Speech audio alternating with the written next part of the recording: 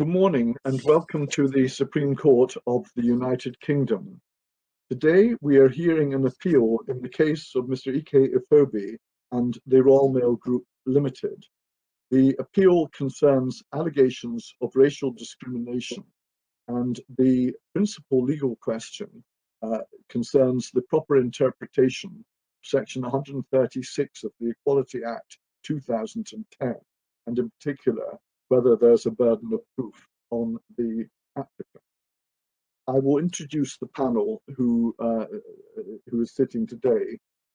I'm Lord Hodge, and sitting with me this morning are Lord Briggs. Good morning. Lady Arden. Good morning. Lord Hamlin. Good morning. And Lord Leggett. Good morning. The appellant today is represented by Charles Kume QC and Benedict Tompkins, and the respondent is represented by David Reed QC, David Flood, and Georgina Ledbetter. I will now invite Mr. Kume to begin his submissions. Thank you.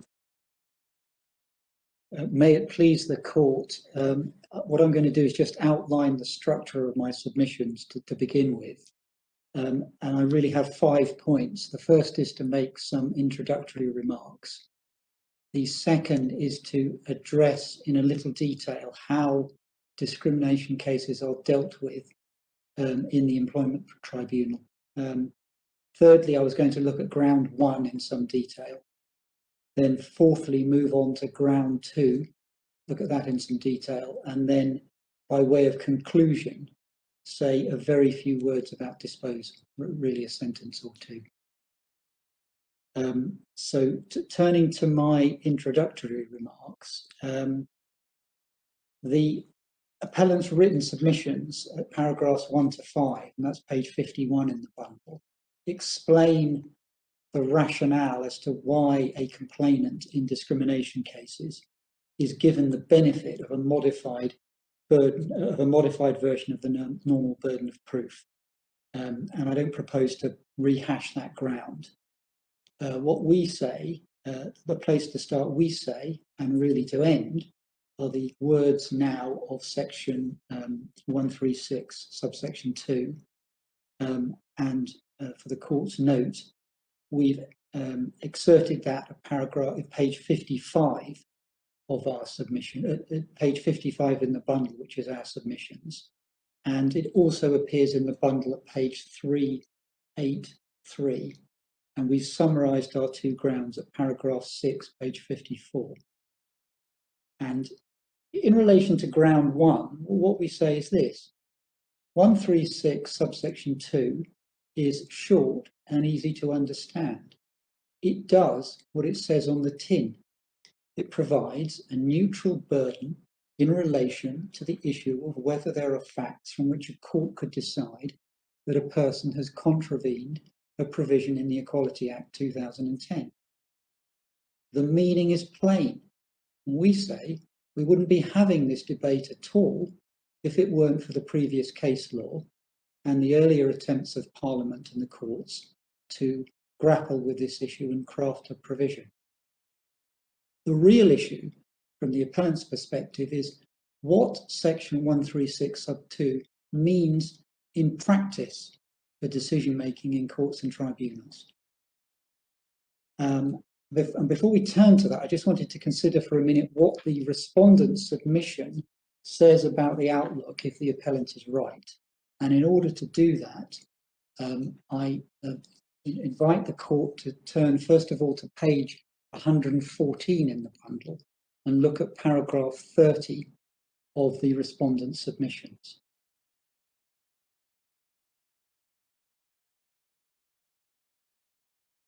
And in particular, the last sentence, and where it is suggested that, in effect, as we understand it, if we're right about what section 136 says, or it does what it says, there will be many examples of practical, legal and moral problems.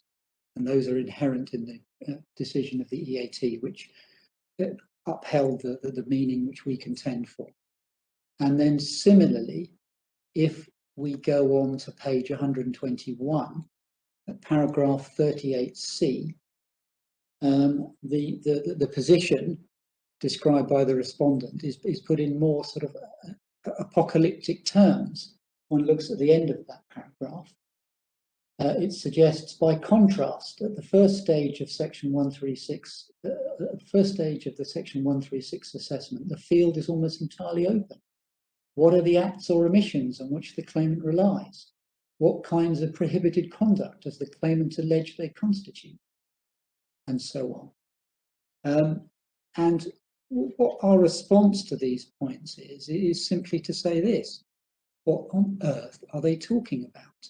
We simply can't see moral, practical, or legal difficulties at all. And there are four, in short, points that we have in response to that position. First of all, the tribunals have coped with and continue to cope with a neutral burden of proof in another part of their jurisdiction, namely unfair dismissal. And of more interest to the current debate, that burden was originally on the respondent employer, and then it became neutral. In fact, it switched around a bit, as we've described in our written submission. And yet, tribunals have managed to carry on in practical terms. We mention the case of Post Office and Heavey, and it may be helpful just to turn very briefly to one part of that. It's at page 778 in the electronic bundle.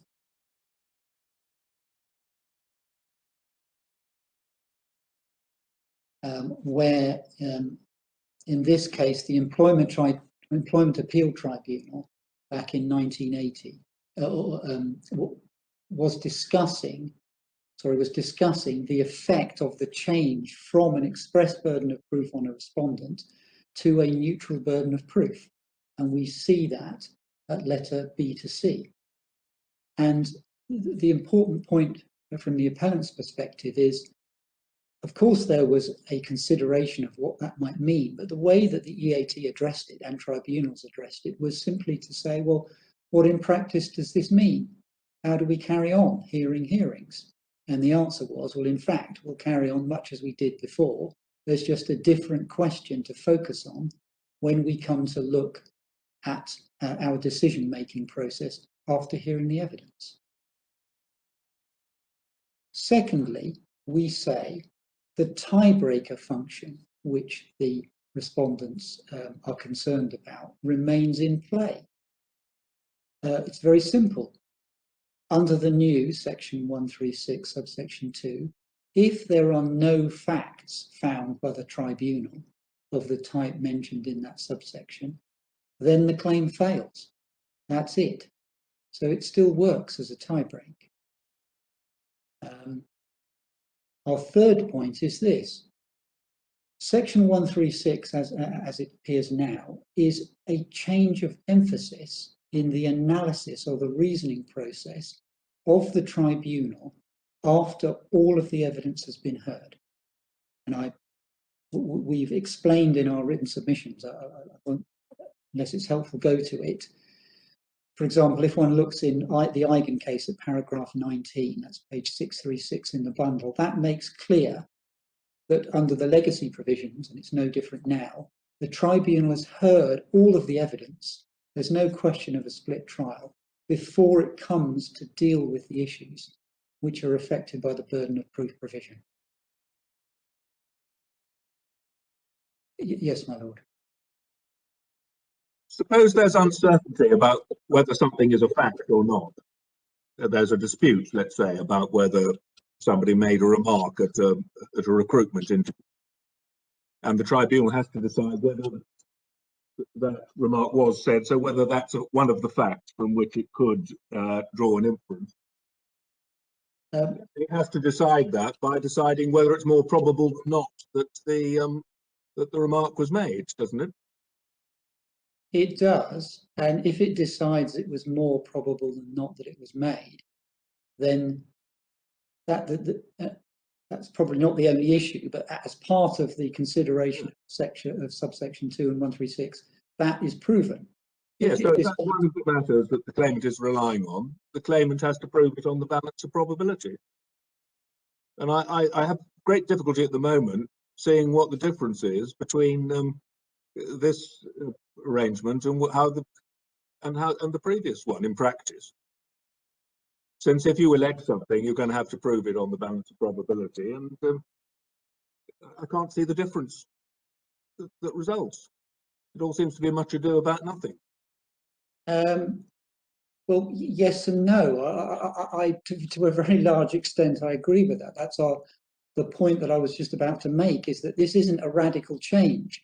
It's a change in emphasis in the reason. Well, what is the change at all? At the moment, I can't see any difference between this version and how the previous one was interpreted, which required evidence of the response given by the respondent to be taken into account, which is nearly this is designed to achieve.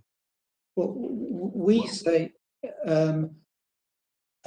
it does make some difference, because it really stops the type of approach that we've referred to, the EB and BA case. It really is another step in preventing respondents taking the position, well, you prove it and we'll respond to it.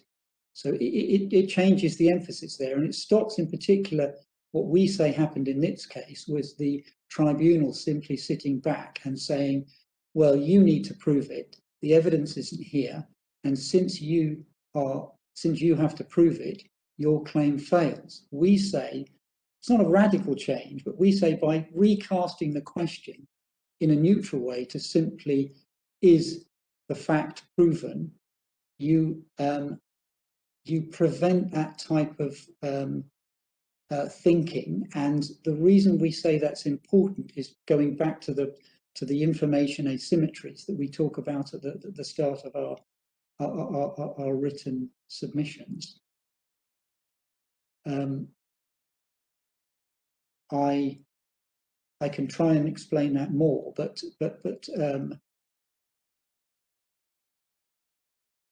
that was really the point I was just about to go on to. It's not a massive change. It still works as a tiebreaker. What it prevents is this type of sitting back, either by respondents and not putting forward what's blatantly, obviously relevant evidence, or a tribunal saying, well, the evidence wasn't there, therefore you lose. By making the question more neutral, it ought to, one, encourage respondents to put forward the relevant evidence, as indeed they should, but also to make the tribunals think a bit more about, well, why isn't the evidence there? Or to ask questions, as they're perfectly entitled to ask. It's not a question of assisting one party or the other, but like any court, they're entitled to ask, well, what do you say about this? It just focuses the inquiry in a slightly different way. And that's why we say it's important. That's why we say it's part of the evolution of this term. And that's why we say it's consistent with the policy principles underlying the very reason why there is a burden of proof provision that is designed to assist claimants. Does that answer your lordship's question? Well, not necessarily, but we'll probably be coming back to it. Mr. Kew, could we have a working definition of neutral? Because it seems to me that it's probably got several strands in the way you're making these submissions. The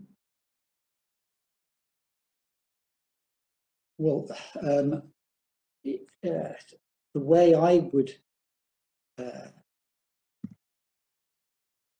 I can perhaps see three particular strands. One is a kind of evidential strand, which is to say, well,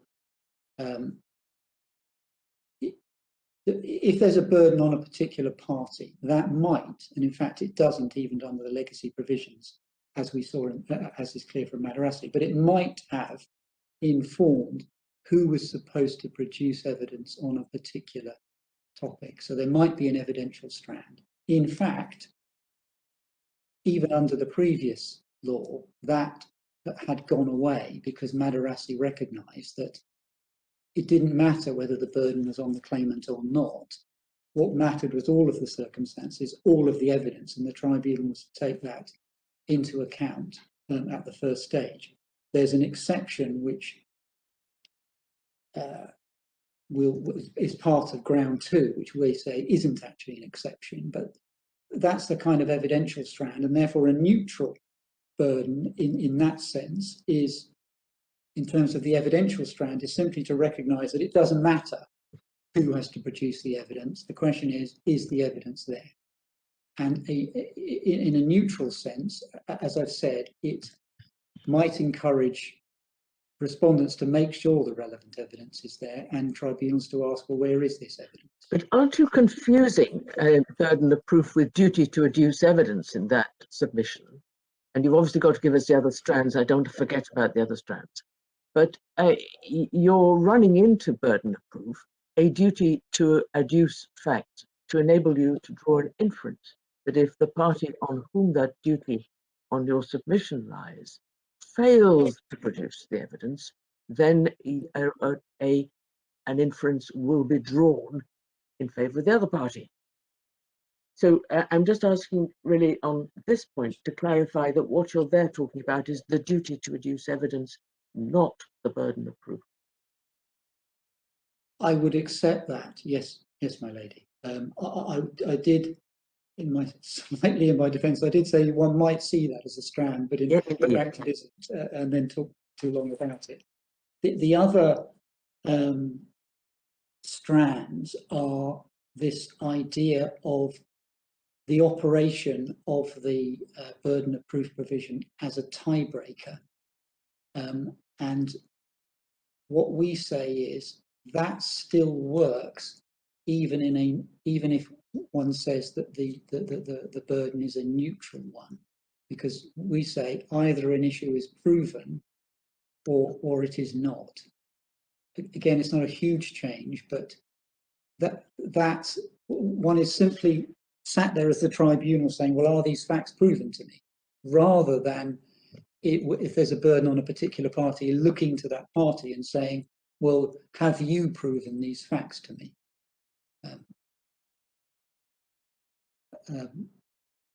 Yes, my lord.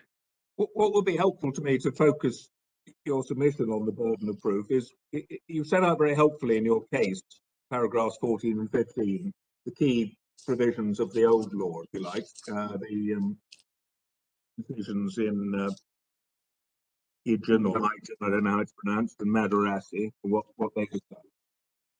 What I would like to know is which of those items of guidance you say is wrong because of the change in the legislation and how it should now be different. I wonder, Lord Legate, if we could allow counsel to answer, finish with Lady Arden's question first. Oh, I'm sorry. I thought he had finished. My no, there were 3 strands, I think. And I cut him off after 2, did I? Yes. And then come back to that question. Thank you. Thank you. Yes, and the third strand is about the reasoning process itself. Mr. Tompkins, who is sat with me, has suggested that we might look at page 193 of the bundle.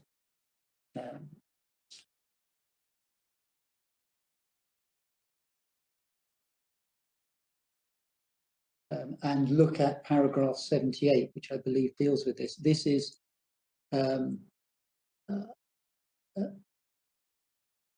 Lady Justice Lang, as she now is. She was then Mrs. Justice Lang, explaining what I would say is the third strand, and it's really just the emphasis in the tribunal's reasoning process. They're more focused on, have we got the evidence? If we haven't got the evidence, why haven't we got the evidence? And is it proven or not? Rather than being focused on who's produced the evidence or has a particular party satisfied us.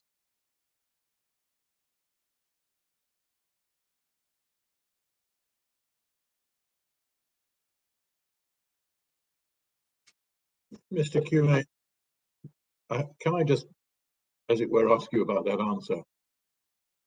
I'm trying to see what what the real difference is. Section 1362 is setting out, in reality, the ladder up which an applicant must climb to get to provisional success. I say provisional because then it's open to the respondent to come up and prove for some different reason. And even if one the subsection is not in terms saying the applicant must prove these facts, the practical reality is that unless these facts are proved, the applicant can't win. And what's the difference between a subsection that says, well, unless these facts are proved, the applicant can't win, and one which says the applicant must prove these facts? I'm finding it very unreal to understand what the difference of substance is.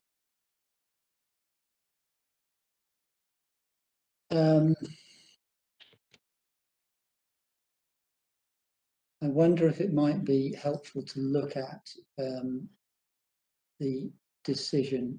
I'm just going to see if I can answer this by just looking at the decision itself.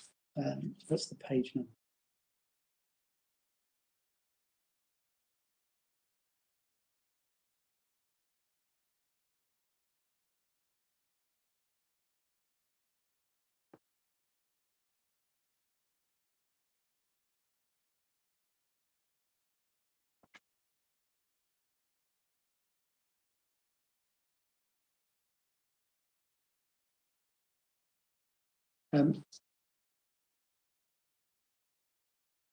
The best I can say to that, my lord, is that it focuses the attention of the tribunal in part on why the evidence isn't there. Perhaps I can do this by way of example. If I could ask your lordship to look at page 215 in the bundle.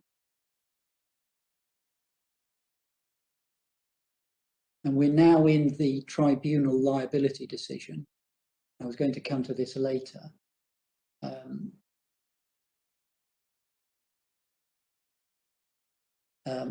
If one looks at paragraphs 2.21 to 2.22, the tribunal there starts off by saying, as it turned out incorrectly, but no evidence was adduced as to the race of the candidates who were successful for the posts. And then no evidence was adduced as to the race of the candidates who were either long-listed, short-listed and interviewed for any of the posts which the claimant applied and was unsuccessful. And then they say the tribunal was unable to make findings of fact by inference or otherwise about any potential real or hypothetical comparator. And at 2.22, they kind of draw that together by saying the claimant has not proved facts from which the claimant could conclude that the respondent's recruiters or hiring managers knew of his colour, nationality or ethnicity, or that those factors were relevant. And one of the effects we say is that if that question is, instead of answering that question by looking to the claimant to prove facts which the evidence for which isn't in his control,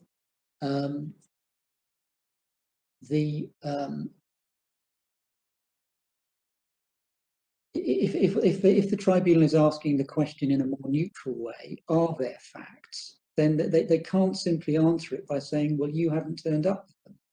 They tend to focus on, well, what are the facts? And perhaps we would say, why are they not here? Should we draw an inference from any reason as to why they're not here? Rather than simply saying, well, I'm sorry, you haven't come up with them, Mr. Claimant, and therefore your claim fails.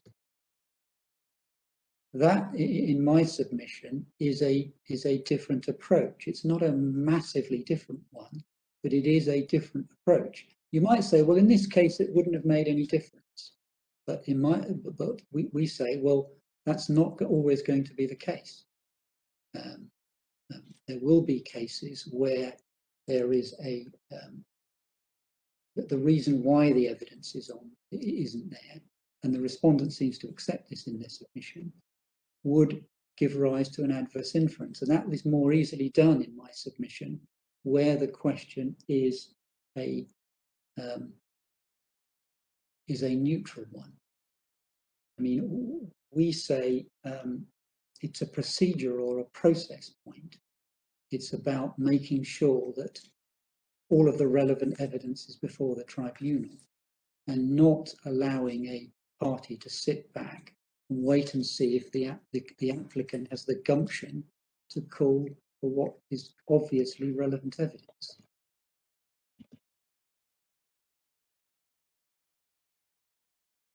Well, then it is about the duty to a duty to adduce evidence, and the drawing of inferences from a failure to comply with that duty, not about so much about the burden of proof.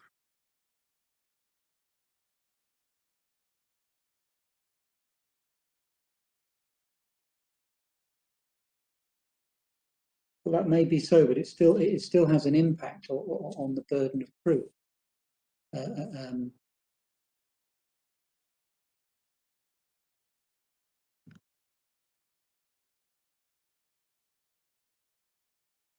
Well, that's an interesting proposition, because normally, if you don't have a duty to adduce evidence, you can't compel you to produce it.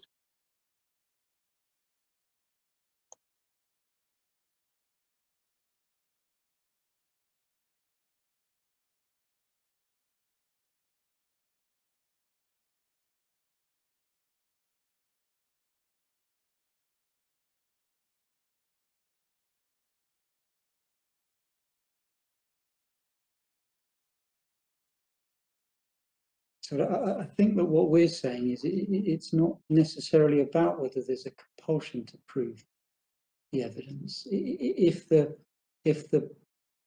decision-making process and the process that leads up to that is put in a more neutral way, then even absent a compulsion to produce evidence, it places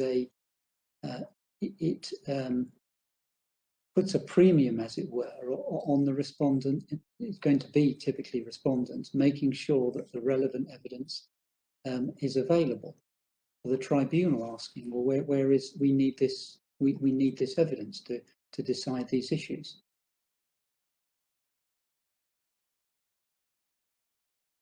Thank you. I wonder, Lord Leggett had a question. I wonder whether he wishes to put it again so that he has his opportunity to obtain an answer. Lord Leggett. Yes, thank you. I just thought it might be helpful if you could focus or point out what in the guidance under the old regime you say was wrong, would not apply under the new regime. So when you summarise the previous law, and how is that now wrong as applicable to the new provision? Which particular aspects of it? Given Yes, the clarification that was made, I think initially maybe it was framed in terms of all the evidence. Could have suggested that all the evidence had to be adduced by the claimant, but it was clarified, as I understand it, that evidence adduced by the respondent could also be relevant for the first stage. Yes. Perhaps I can do that by either going through the parts of the, I think it's pronounced Eigen, the Eigen and Wong guidance, which is either set out in our written submission at paragraph 14, page 59, or we haven't produced every part of it, we produced the relevant bits. The actual annex containing all of the guidance is at page 652.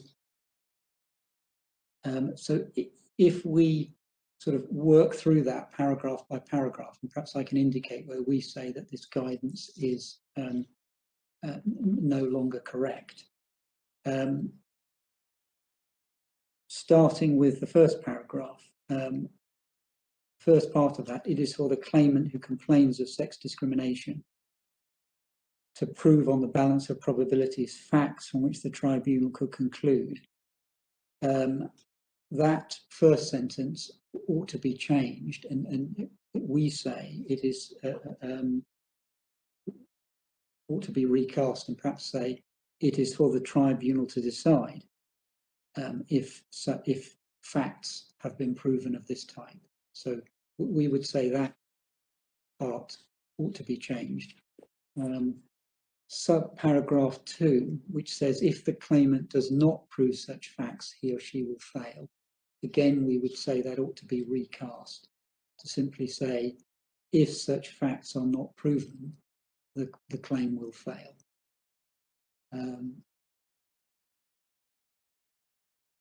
3 and 4 remain, well, no, 4 would need to slightly change. 3 would remain as it is. I'm now working from page 652. 3 starts, it is important, 4 starts rather, in deciding whether the claimant has proved such facts. It is important to remember that the outcome of this stage of the analysis by the tribunal will usually depend on what inferences it's proper to draw. That simply becomes in deciding whether such facts are proven. So again, a relatively minor change there.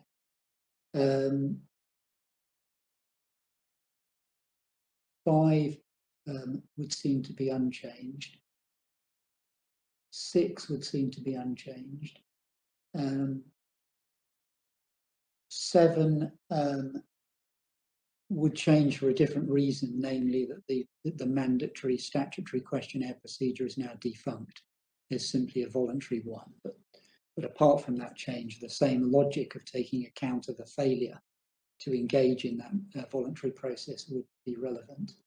Similarly with 8, that still is the same. 9 needs to be recast to say where such facts are proven. And then the rest, as far as I can see, would remain the same.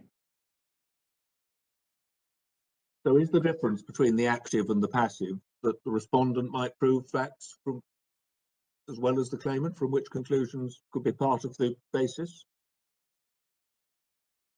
Otherwise, there's no real difference between saying where the claimant has proved and where it has been proved.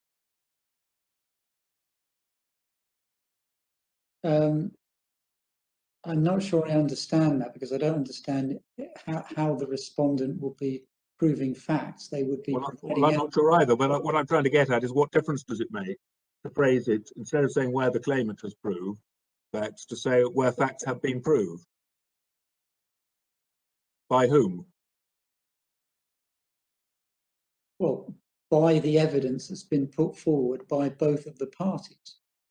I mean, the evidence is put forward by both parties. We know from Madarasi that the tribunal makes its decision after it's heard all of the evidence, and the evidence, as it were, goes into the decision-making sausage machine, and out come facts. It doesn't really matter in that sense. We say who's proving what. What matters is whether the facts are proven or not on the evidence that is available. Thank you.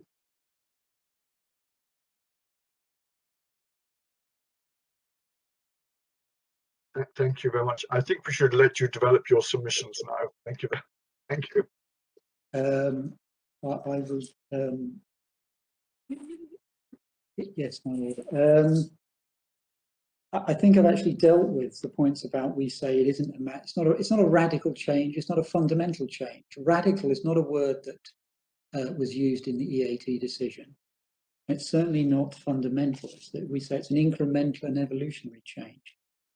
There is a suggestion that there's some kind of moral dimension. If I may briefly develop that, because we say if there is a moral dimension, it's really consistent with the position that we adopt.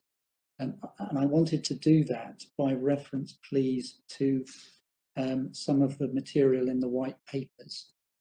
And in order to do that, if I can ask the court quickly to turn to some of those passages very briefly, and I'll just sort of develop the submission on that. We start at page 1173 in the bundle. Now, which white paper?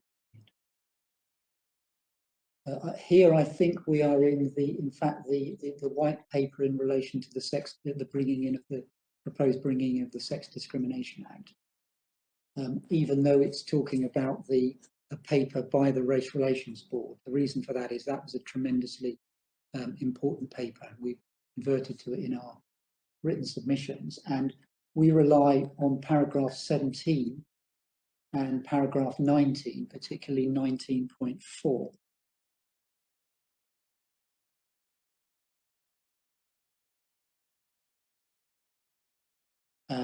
And then we also, I also wish to draw attention to paragraph 23, which is at page 1209. And we've switched into, I believe, the white paper in relation to the Race Relations Act. And paragraph 23 starts at the bottom of the page. And if I could ask the court quickly to read from the sentence at the bottom of the page over the page. I'm sorry, Mr. Kume, could you give me the page number again? Forgive me, my lord. It's page 1209. Thank you. Thank you. And it's the sentence right at the bottom of that page, which goes over the page in a very short paragraph.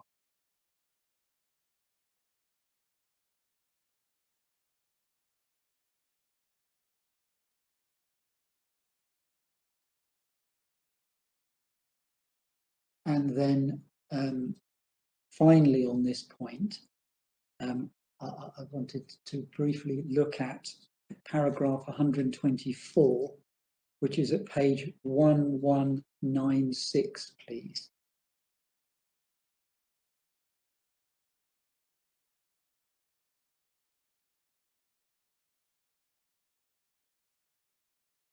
Which document does that come from? That is the end of the white paper in relation to the proposed bringing in of the Sex Discrimination Act.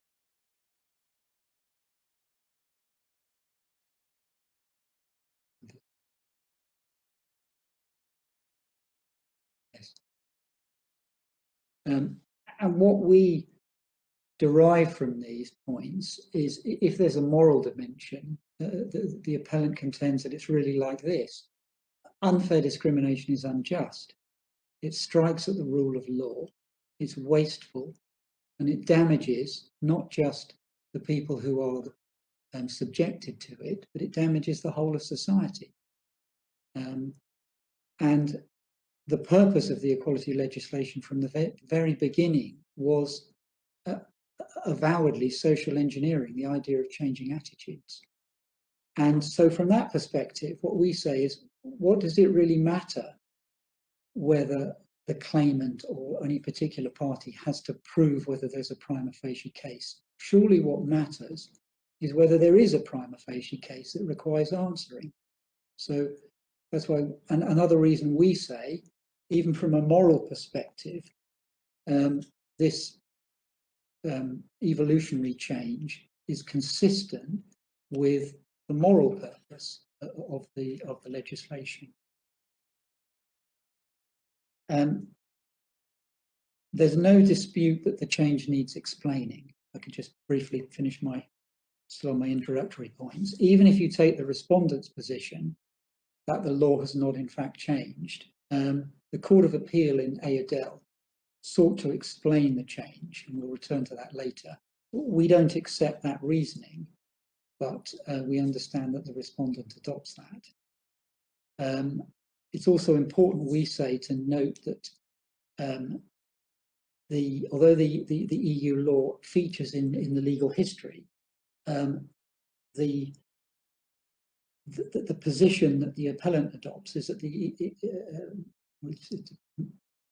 really not really a position. It is the case that the Equality Act is not completely tethered to EU law. It's got a wider competence, as it were.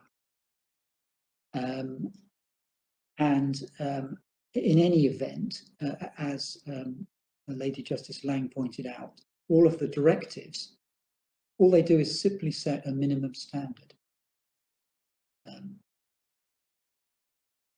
Just moving on to the ground 2 issue, again, we say that is a question of statutory interpretation. In considering whether there are facts as set out in section 132, a court or tribunal is entitled to bring into account facts relating to and or inferences drawn from an actual failure by a respondent party to provide an explanation for alleged discriminatory treatment, and or a failure to adduce relevant evidence, including but not limited to a failure to adduce evidence from the actual decision makers involved in the alleged discriminatory treatment. Those are usually the key people that you want to hear from. And although the grounds are complementary, they're not interdependent. It's important to appreciate that we say that even if we're not right about ground 1, ground 2 stands on its own.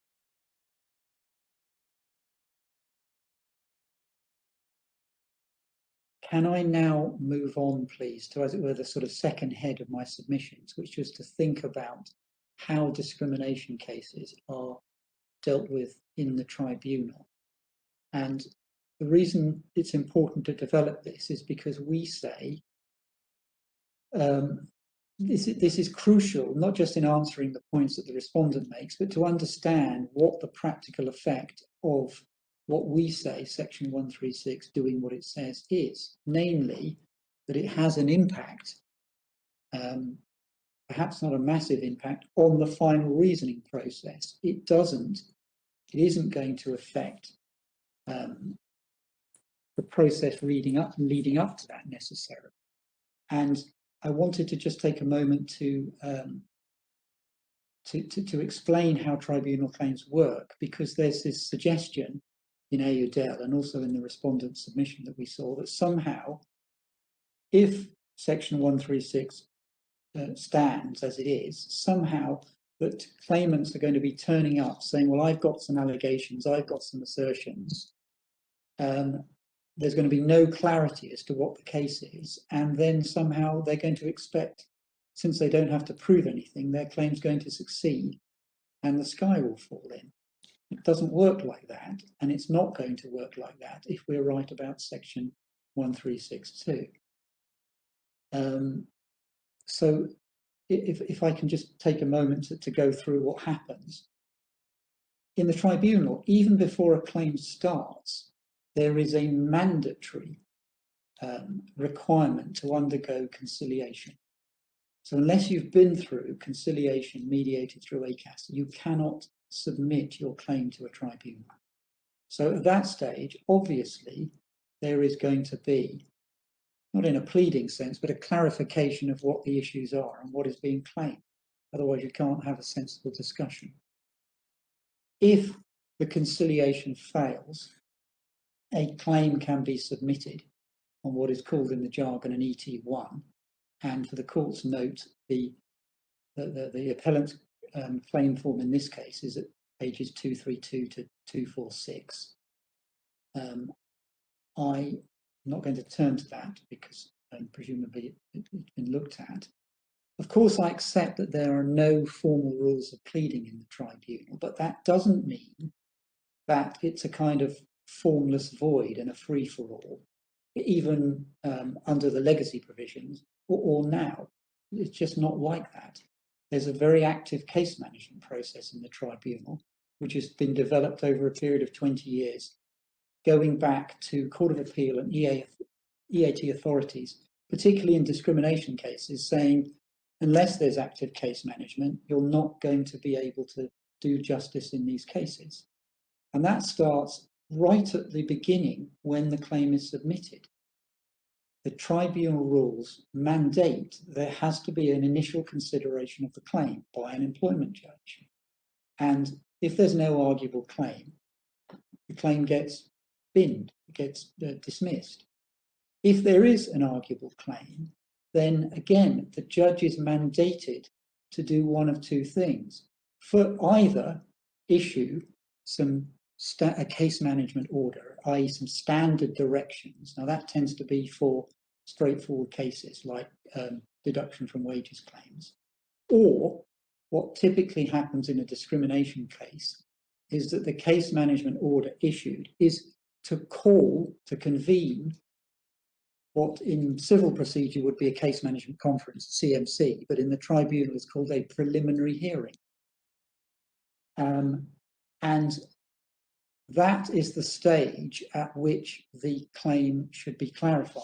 And we have submitted last night, and I don't know whether the court has received it, hopefully it has, the standard agenda which is sent to the parties prior to a preliminary hearing. That agenda is produced by the tribunal pursuant to the guidance of the president of the tribunals, again under the tribunal rules. Can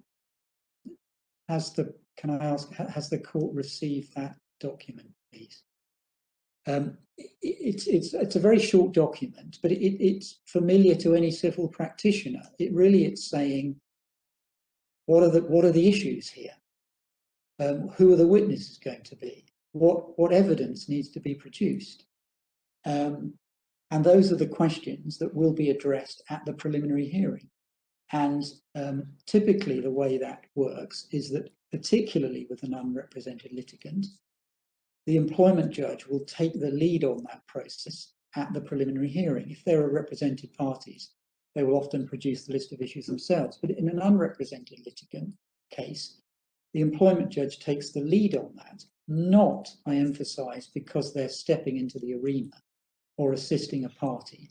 They're really assisting both the respondent and themselves, because unless there's clarity about what the claim is, the respondent can't really respond to it in the absence of a pleading, and beyond the ET1. And the tribunal's not going to know what to deal with.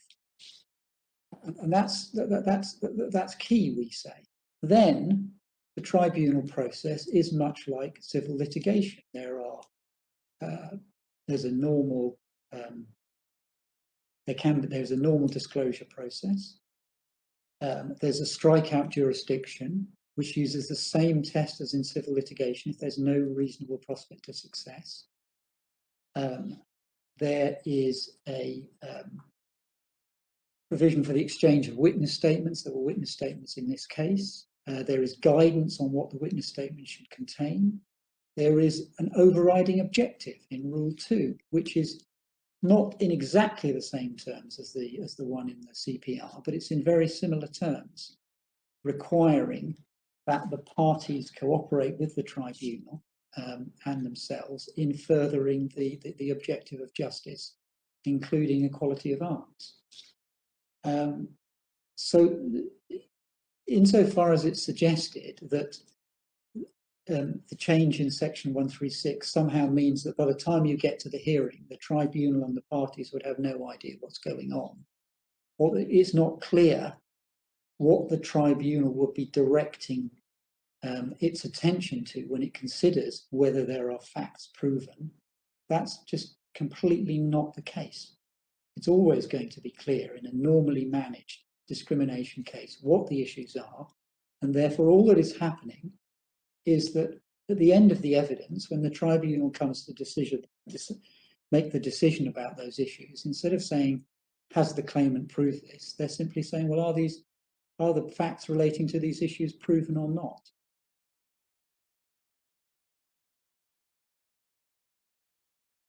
Can I now go on to deal with ground 1 in a little more detail?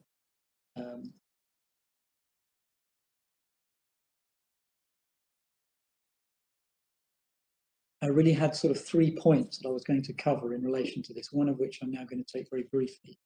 The first was to look at... Just before you do, Mr. Gay, can you just help me with the chronology? Did an agenda for I think what you call a preliminary hearing, emerge in much this form prior to section 136. Yes. So it can't be said that this agenda is in any sense responsive to it. No. Thank you. Thank you. Just to be absolutely clear, my lord, the current version of the agenda is issued, I think, pursuant to the presidential guidance dated 2018. But there are previous versions of that presidential guidance. From my experience, I know that that type of agenda has been in use, certainly in the London region, where I do the majority of my tribunal cases now, for many, many years. I can't speak to other regions. It's sometimes the case that the London region is in advance, but I don't believe that it was produced in response to section 136. It's simply the case that, as I said, from the late 90s, early 2000s, the Court of Appeal and the EAT were grappling with tribunal cases that had got out of control, and they started to say, in case it were not obvious, there's got to be active case management of these cases. And so my understanding is that that's why the agenda was developed. Thank you. Thank you very much.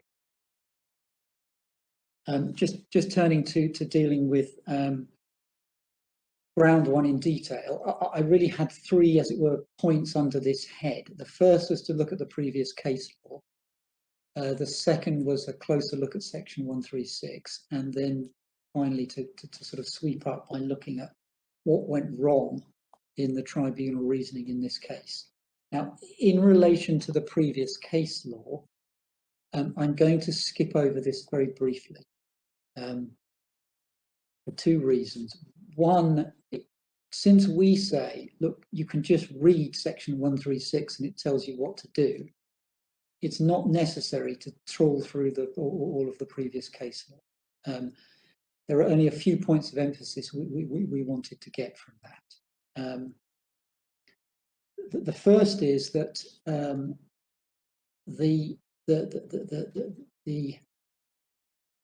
the crafting or the consideration of whether there needed to be a different burden of proof to the normal standard burden of proof began long before the EU burden of proof directives. We've seen, or it's clear from the white papers, that even at the start, the white papers were considering that there was going to have to be a slightly different approach.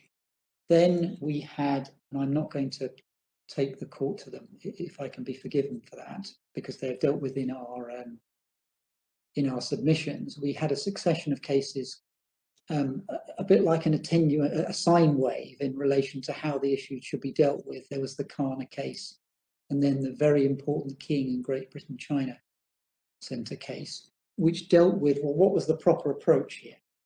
Obviously, the normal civil standard wasn't going to help. That was going to significantly disadvantage claimants.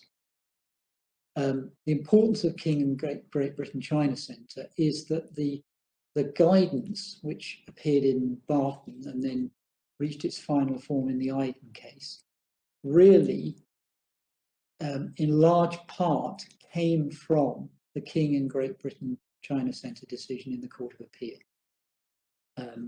One sees that by looking at, if one goes back to it, I think the guidance is at page 674, and comparing the two, you can see that it clearly borrows from that earlier guidance. So it's not tethered, it's not sort of rooted in the introduction of the burden of proof directive. I just had one very brief point to make about the EU directives, and it's simply this, that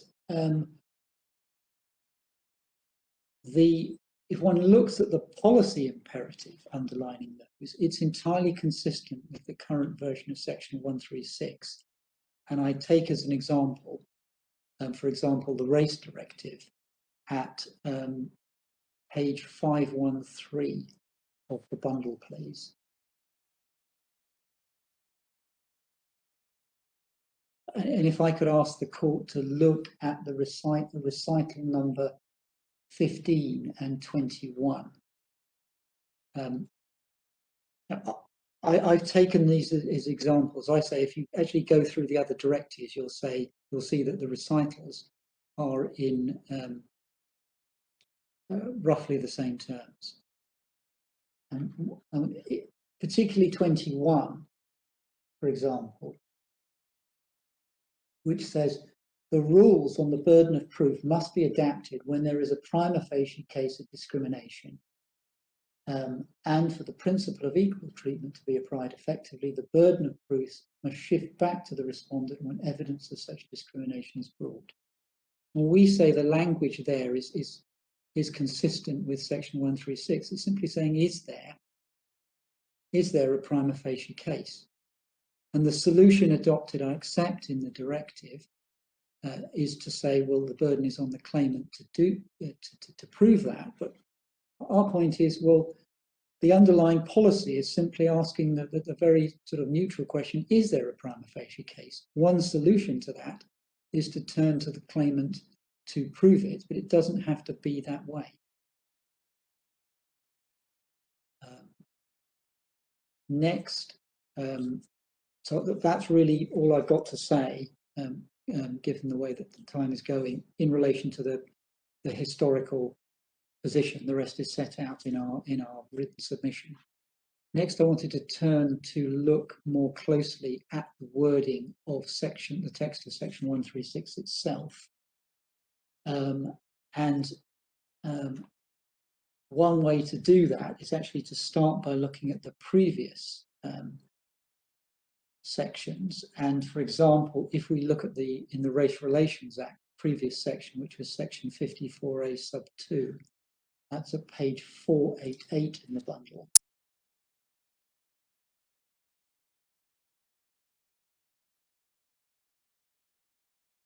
That provision, it's 54A sub 2, it's quite plain that it expressly places the onus of proving the facts necessary to establish the prima facie case on the complainant. And therefore we say it's equally clear that section 136 does not.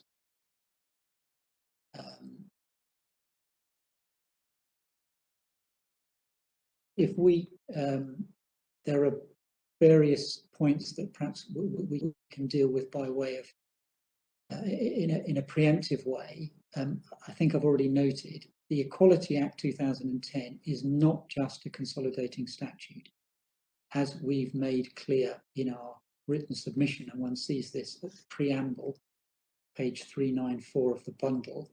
It is also reform of the law is one of its aims.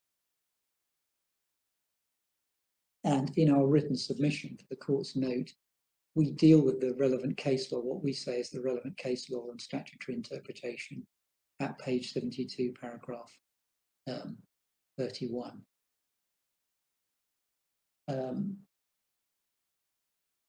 There is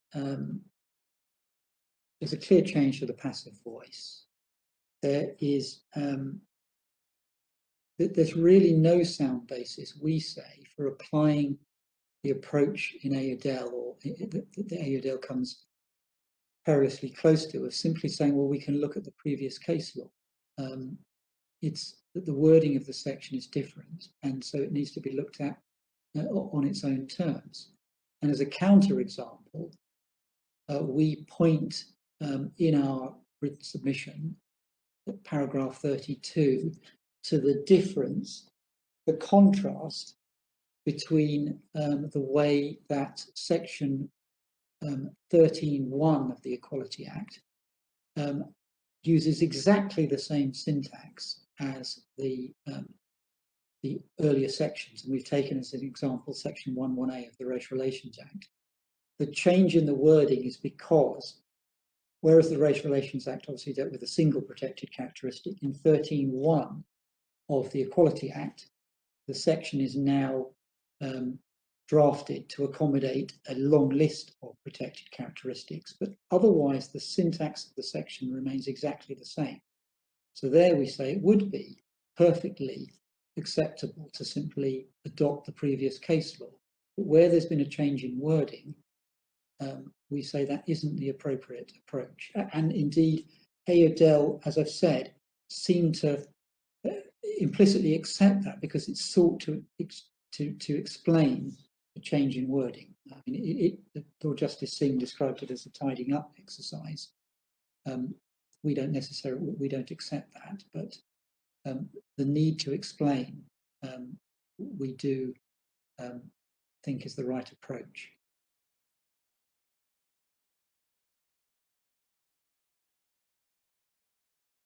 Yep.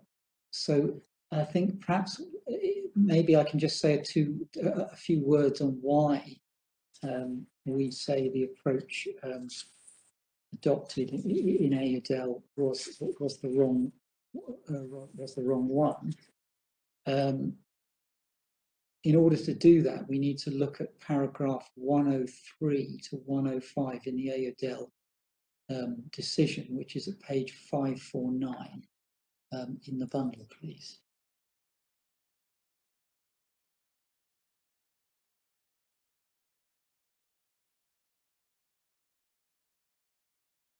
Just before I do that, I'd forgotten to mention, there's also a stark contrast between the new wording in section 1362 and the wording of section 136 sub 3, which does expressly require the respondent party to prove something, as it did in the legacy provisions.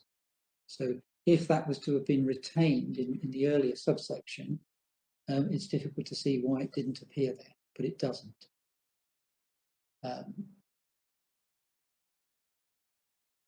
At 103 to 105, Lord Justice Singh provides his explanation of why there's been a change in the wording. And we answer this in the following ways. First of all, we say that it's not right to say that the change in wording was necessary to deal with confusion, because the law in relation to the use of evidence, if that was the supposed confusion, had been clear since Madarasi, and there's no suggestion that there was any need to change it in relation to that. And of course, if that was the confusion, then it seems rather odd, we say, to do it by removing the onus on a party of proving something. One might have thought it would be better to say something about the way that the evidence could be deployed in relation to an express burden on the claimant party. So it might have, for example, yes, my lord. Let's go back to paragraph 100 of the judgment, where Lord Justice Singh says legal community has proceeded the last 7 years on the assumption that no change of substance was made by section 136. Firstly, do you accept that? Secondly, as I understand it, it wasn't suggested before the employment tribunal that there'd be any change. And thirdly, was that argued before the judge, or did the point come from the judge? To deal with all those points in order, my lord, the first one is, yes, I would accept that. I was going to come on to the reliance that's placed on the the legislative material, but perhaps I'll do that in a moment. So I would accept that. Secondly, was the point argued before the employment tribunal in this case? No, it was not, my lord. Mr. Efobi represented himself. There is a point taken that he agreed to the respondent's characterization of the law. Certainly the tribunal records that. In my submission, given that he was a litigant in person, that doesn't mean that I'm not sure what value one places on to be blunt. It doesn't mean that he was an experienced litigator, for example. It doesn't mean that he necessarily accepted everything that they said, but it certainly wasn't argued before the tribunal. I accept that. And the point, I think your lordship asked me, was the point raised by the judge in that case? Well, was it before the EAT? Was it argued before the EAT, or did it come from the judge herself? I know you weren't involved at that stage. I wasn't. I believe it came from the judge.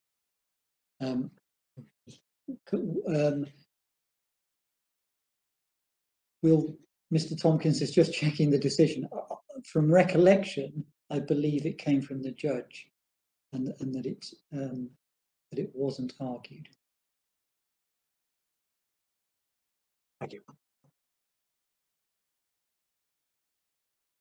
I was just addressing the points at 103 to 105.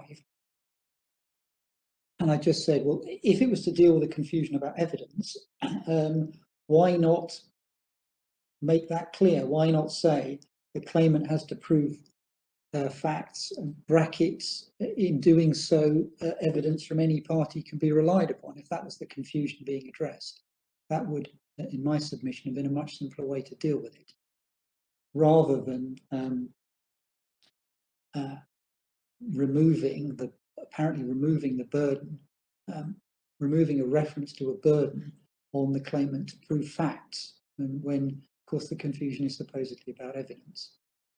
And the final point I wanted to make under that head is, it is true that the explanatory note and the legislative material that was doesn't point to anything suggesting that there is a significant change here or a change here. It doesn't explain the change, rather.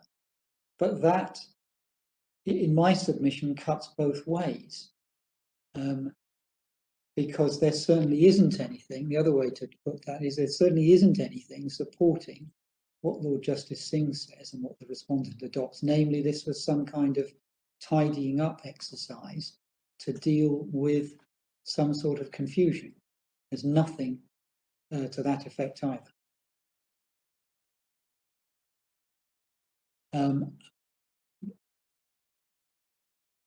My final point on that is to say that we say that if the respondent is right, what the court is really being asked to do is to read back in words which aren't there, and there's no good reason, we say, to do that, because the words have been clearly removed.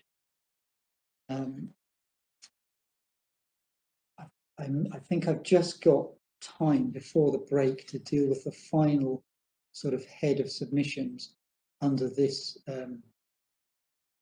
ground one point, and that is to look very briefly at what we say went wrong in this case. In order to do that, if I can ask the court quickly to turn to the tribunal's decision, and there are three aspects of that I just wanted to look at very briefly. The first is at page 226 of the bundle. And it's paragraph, very simple point, paragraph right at the bottom of that page, paragraph 3.14. We say, if the appellant is correct, clearly that was a misdirection by the tribunal. And then it's important to look at the reasoning process of the tribunal, which starts at page 215, I think, in relation to their fact-finding exercise. At 215, paragraphs 2.21 and 2.22. And I think, in fact, I've already taken the court to these paragraphs. What we say is happening here, in summary, is that it's absolutely crystal clear that what the tribunal is doing is using the burden of proof. It's pervasive in their reasoning. They're saying there wasn't evidence about this, and therefore, since you bear the burden of proof, the claim fails, or this aspect of the claim fails. So yes, my lord. Can I just ask about that? You said that there wasn't evidence about this, and since you bear the burden of proof, the claim failed. But if there was no evidence about it, under section 1362, the claim fails regardless of burden of proof. What is added to your detriment by saying that the claimant didn't prove it if there wasn't any evidence there about it?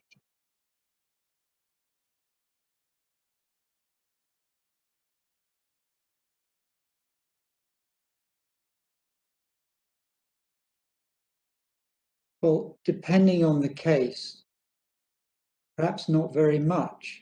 If there really isn't evidence, I mean, we go on in our second ground when we come back to these paragraphs to say, well, it's not just in relation to the burden of proof. There was material from which, apart from the fact that it is in fact wrong, there was evidence in this case. That also the failure by the respondent to produce evidence could have given rise, at least to a consideration, we say, of drawing an adverse inference. So in our particular case, we say that approach was wrong. But yes, I do accept, my lord, if, having conducted the exercise properly, the tribunal comes to the view that there isn't evidence, then yes, the claim fails. I fear I'm at risk of repeating myself when I say that in my submission, at least part of the effect of putting the matter more neutrally is to focus the attention of the tribunal on, is there evidence? Why isn't there the evidence? This is the evidence we would expect to see. This is the evidence we need, rather than sort of turning to the party and saying, well, you haven't produced the evidence. But of course, I agree that if there is no evidence, and if that is truly the position, and the fact cannot be proven, then yes, the claim fails.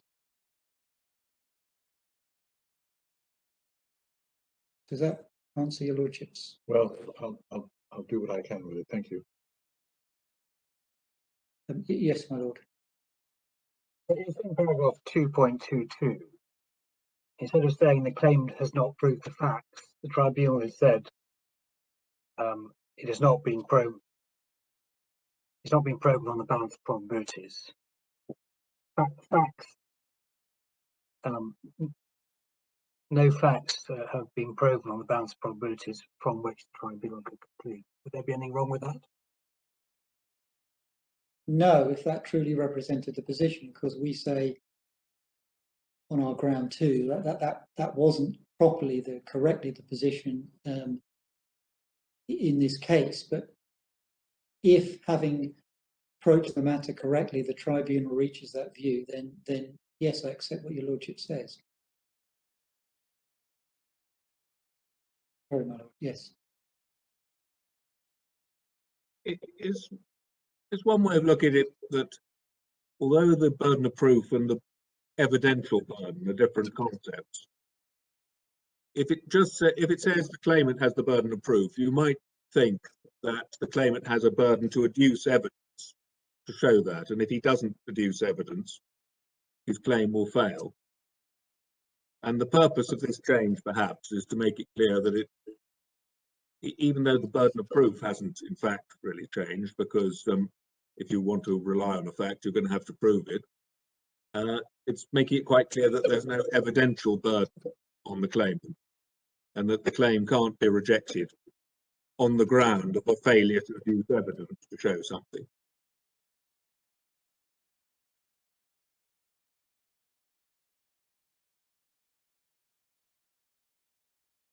I see that, but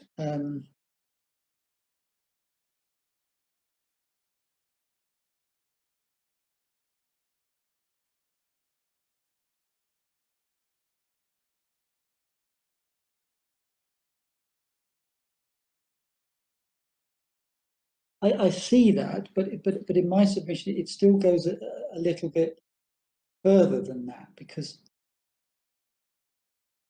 what I've been trying to say is that by refocusing the question, it makes the way that the tribunal approaches the decision-making process slightly different. Well, does it amount to any more than saying that they shouldn't be reasoning? Well, you've got to put forward the evidence, and if you haven't got evidence to show that, then you must fail. They should get away from that, and they should just look at, well, what is the evidence? And on that evidence, has it been shown that it's reasonably capable of drawing the inference?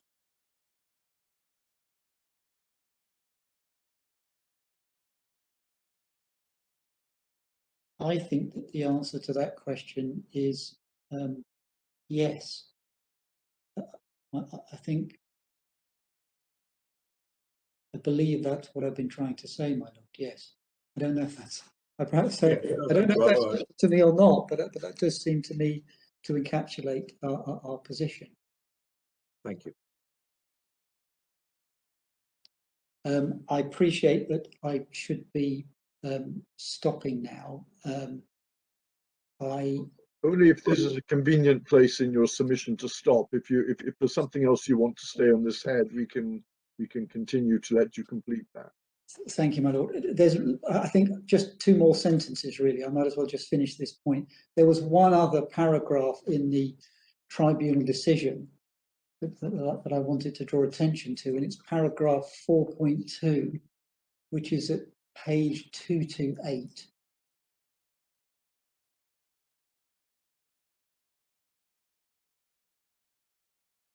Really to say that what this is a kind of, this is where the tribunal brings together its thinking in relation to the direct discrimination claim and deals with it in a general way. And what we say is it's using exactly the type of, we say, wrong reasoning that it was using above when we looked at paragraphs 2.21 and 2.22. That's the point there. I think I've already said, if they hadn't adopted this approach, this wrong approach, we say the outcome might have been different. I think it's important to emphasize that, contrary to what the respondent says at the opening of its submission, we are not seeking through this appeal to turn a failure into an outright success. We are simply saying the outcome might have been different if the tribunal had approached it correctly, and that is why the order sought is one for remission. We don't put it any more highly than that. I think this is a convenient moment. I'm going to then deal with ground 2 after the break, and in doing that I will actually come back to some of these paragraphs in the decision, but for a different reason. Thank you very much. Well, the court will adjourn for 5 minutes. It's sufficient simply to switch off your video and mute your microphone. Thank you. Thank you.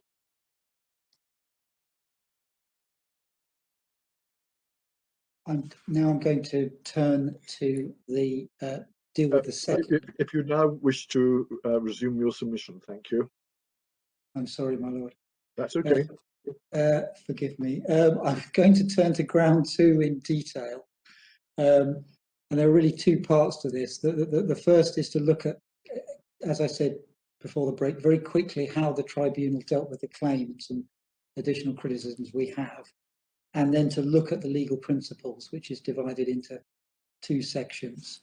So just turning back to how the tribunal dealt with the claim, can I ask the court again to look back at page 215, please, and paragraph 220 and 221. And I just want to very quickly point to 2 things which we say are illustrative of the wrong approach. In 220, in the middle of that, the tribunal say, talking about the 2 witnesses that were put forward by RMG, who were not decision makers in relation to the alleged discriminatory treatment. The tribunal say in the middle, their evidence was given cogently and credibly, notwithstanding an error by Mr. Haynes, and so on. And then they say that did not lower down, that did not cause us to doubt the main thrust of his evidence. Now, in our written submissions, we've complained about the quality of this evidence, in addition to the fact that it wasn't from the people that actually took the decisions that were impugned. But this kind of highlights it. I mean, the fact that non-decision makers gave their evidence cogently and credibly goes absolutely nowhere. We've referred to the Nagarajan case, and that deals with the issue of unconscious bias.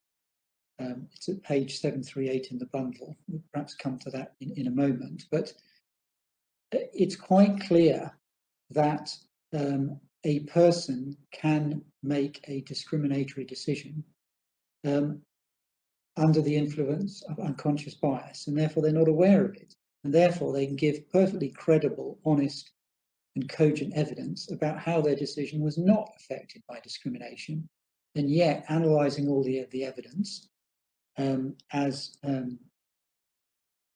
Nagarajan found, as the House of Lords found in that case, the tribunal can look at the whole picture and come to the view, well, actually, we don't agree. Your decision was affected by bias. It was a discriminatory decision.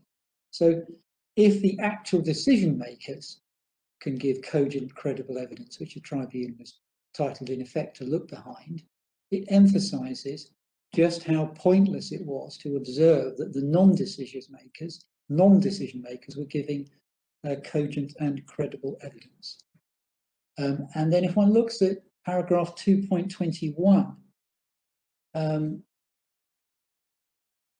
there is evidence in the middle, towards the end of that. It says no evidence was adduced that applicants for jobs who were either Black African and or Nigerian were more or less likely to be progressed through the recruitment processes or to be appointed.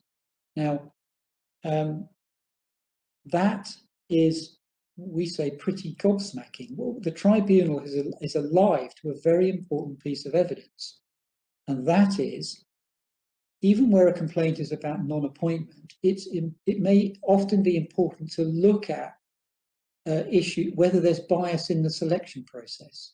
That won't necessarily give you the answer in relation to any particular non-appointment decision, but where you form the view as a tribunal, well, actually that person could have been qualified for that role, having evidence about bias in the underlying selection process may give rise to an inference, and the tribunal are clearly alive to that.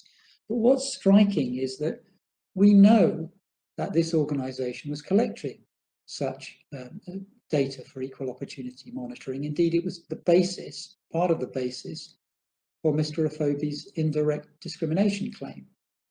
And yet, so we can reasonably infer they had such data, and yet, for some reason, it wasn't put forward, and the tribunals don't seem to have, although they identify the issue, don't seem to have come to the conclusion, well, hang on a minute, why isn't this evidence here? Surely the respondent has it. It's mentioned in their own evidence. And it's against that background that we say that the failure to call the decision makers needs to be assessed. It was really an important failure.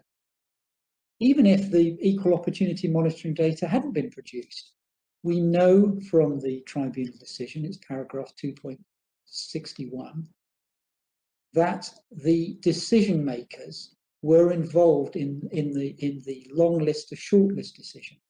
So they were actually involved in the selection process, not just interviewing.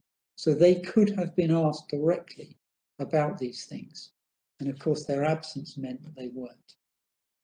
And all we say is, in those circumstances, the tribunal should at least have considered the possibility of drawing adverse inferences, not close their mind to the idea, apparently on the basis that the burden was on the claimant. But that's really the end of the points we wanted to make by way of emphasis in relation to where we say the decision has gone wrong on the second ground. Next, I wanted to turn to look at the legal principles. And we say there are two overlapping confusions to address. The first, and they're crystallized, the easiest place to see them is in the Court of Appeal decision in Efobi, which is at the relevant paragraph, which is 44, is at page 168 of the bundle.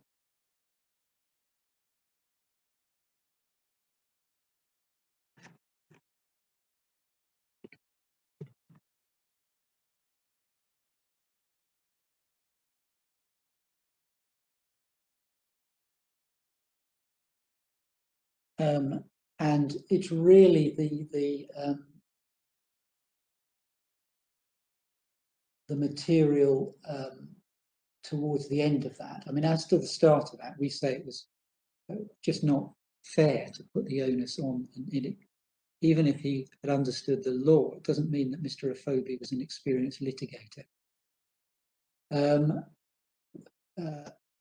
But if one looks at the end of that, it's really from letters G and H that we say that discloses two relatively clear errors from our perspective. Important to understand that I'm not suggesting that the tribunal is required to take on an inquisitorial role. That's not what we're suggesting. The first error is that it's incorrect to say that no adverse inference can be drawn at the first stage from the fact that an employer has not provided an explanation for the treatment that might need to be assessed at stage 2. And the second error, again, relates to this issue of recalling that we're talking here about stage 1 of the process, i.e. section 136(2). And insofar as the Court of Appeal is suggesting there that inferences from party conduct, including a failure to call relevant evidence or the failure to call relevant witnesses, is only applicable, only comes into play at stage 2, that is simply incorrect. And incidentally, the respondent appears at least partially to agree with us, and I believe it's paragraph 71 of their decisions. They say in certain circumstances, I think the word, they don't use the word, but I imagine they would describe it as egregious conduct, party conduct might assist in drawing an inference of discrimination. So turning to deal with what we say is the first error, again, back to the words of section 136, page 383 of the bundle. We have dealt with this in our written submission, paragraphs 59 to 67, which is 86 to 91 in the bundle. But if we just look at the words of the provision, subsection 2, what we say is very simple. The statute does not exclude from consideration at stage 1 the absence of any explanation. It excludes for consideration from that consideration at stage 1 any other explanation for the impugned treatment. The words "the absence" in that subparagraph simply refer to the assumption that is to be made that there is no explanation. And that we say is made clear in the Hewage case, which is a decision of the Supreme Court. It's at paragraph 31, page 625. It's a very short point. It's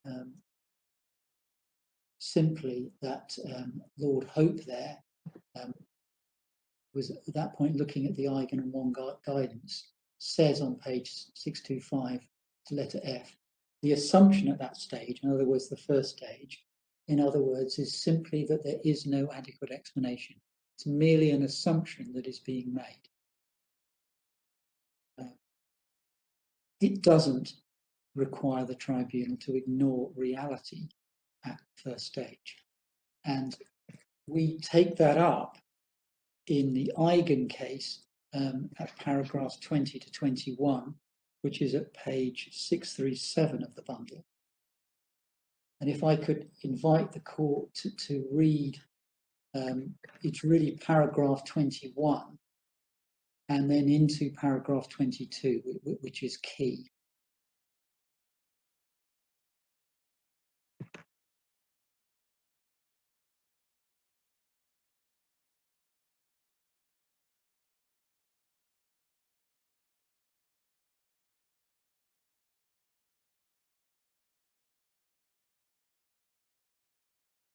And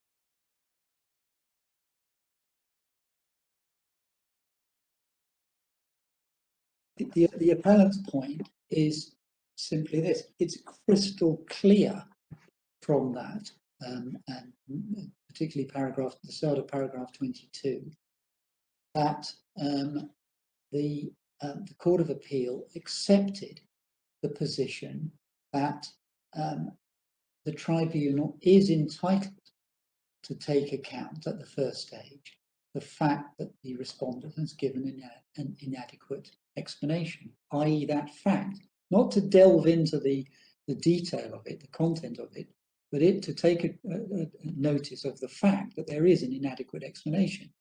So that obviously includes, in our submission, where there's no explanation at all, or absence of explanation on a point, simply the fact of it. We say that it would be pretty bizarre if that weren't the case. All they're required to do at the first stage in relation to any other explanation is simply to put it to one side and come to address it later in stage 2 if it's necessary to do so. It's almost as if they write it on a bit of paper and put it to one side and deal with the stage 1 question.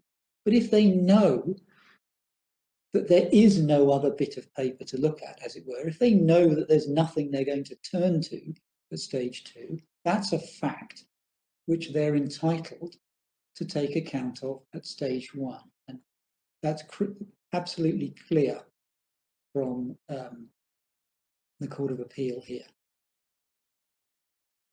There's no unfairness in any of that, and as we've explained in our written submission, that encourages the respondent not to take the you prove it approach, which is the approach that was taken and criticised by the Court of Appeal in the EB and BA case, which we've covered in our written submission.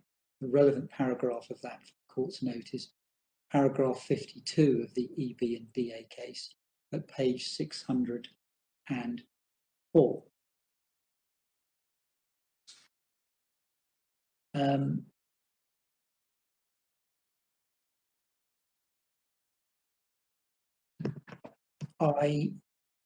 At the risk of repeating myself, I just wanted to sort of reiterate that if the absence of an explanation is going to be good enough for a claimant to win, should it get to stage 2, why on earth can't that be brought into account at stage 1?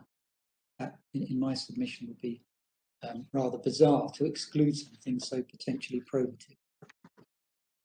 Particularly given, as we have seen, that the way that the time at which this reasoning is being undertaken is not in some kind of split trial scenario. It's all part of the same reasoning process that the tribunal engages with, having heard all of the evidence. And we say that obviously works in relation to section 136, but it would work even if we are wrong in our contention under ground 1. There's also two final points on this. If I can draw the attention of the court to something that Lord Justice Elias said in the Lang case. Now, at this point, he wasn't Lord Justice Elias. He was, at that point, the president of the EAT. But he was addressing, in part, the same issue. And we see that in the Lang case at page 691.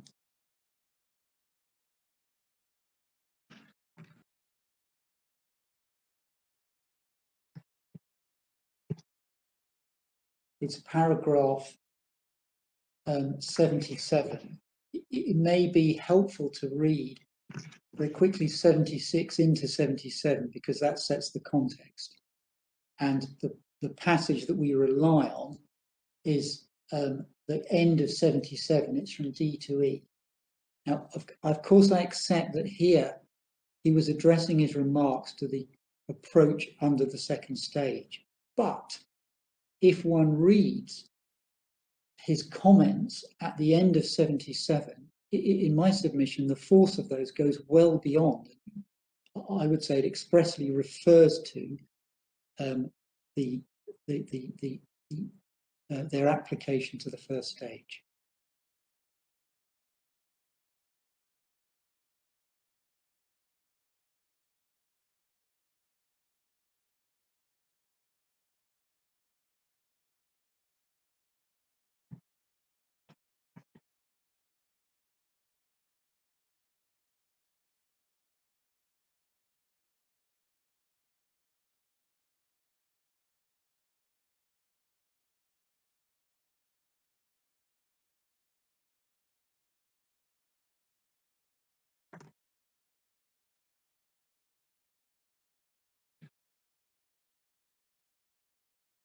Put simply, what could be more damning than not having an explanation at all? And clearly, Lord Justice Elias seemed to be of a similar view, and that could be taken into account at stage one. Before I move on to the second error to analyse that, I just wanted to draw attention to the fact that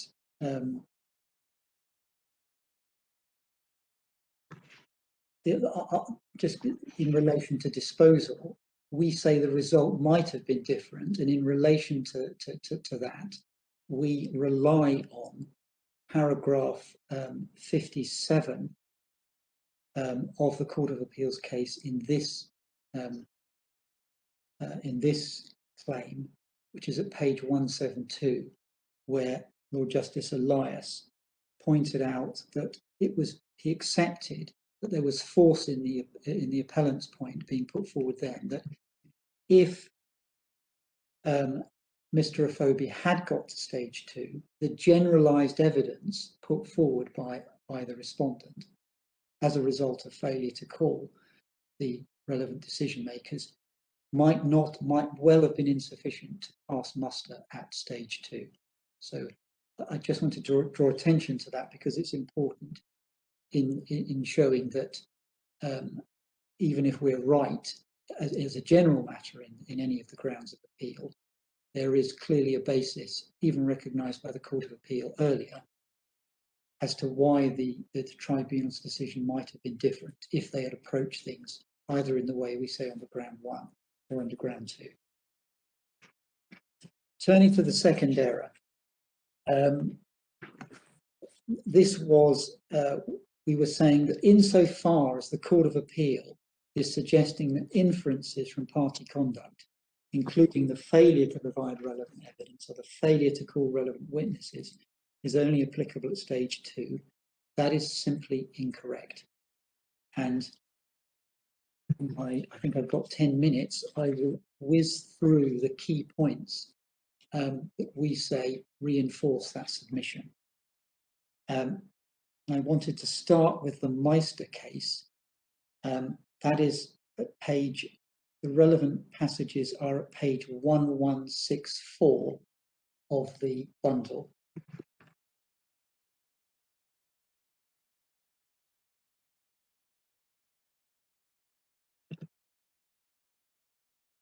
and it's paragraphs 42,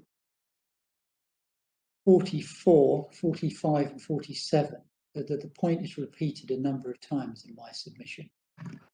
What the CJEU here is doing is addressing the question of the relevance of the refusal, and I say that in inverted commas because I'll explain why I say that in inverted commas in a moment, but the refusal to provide evidence, the relevance of that to the stage 1 question, was there a prima facie case? That's absolutely clear on the basis of the Meister decision.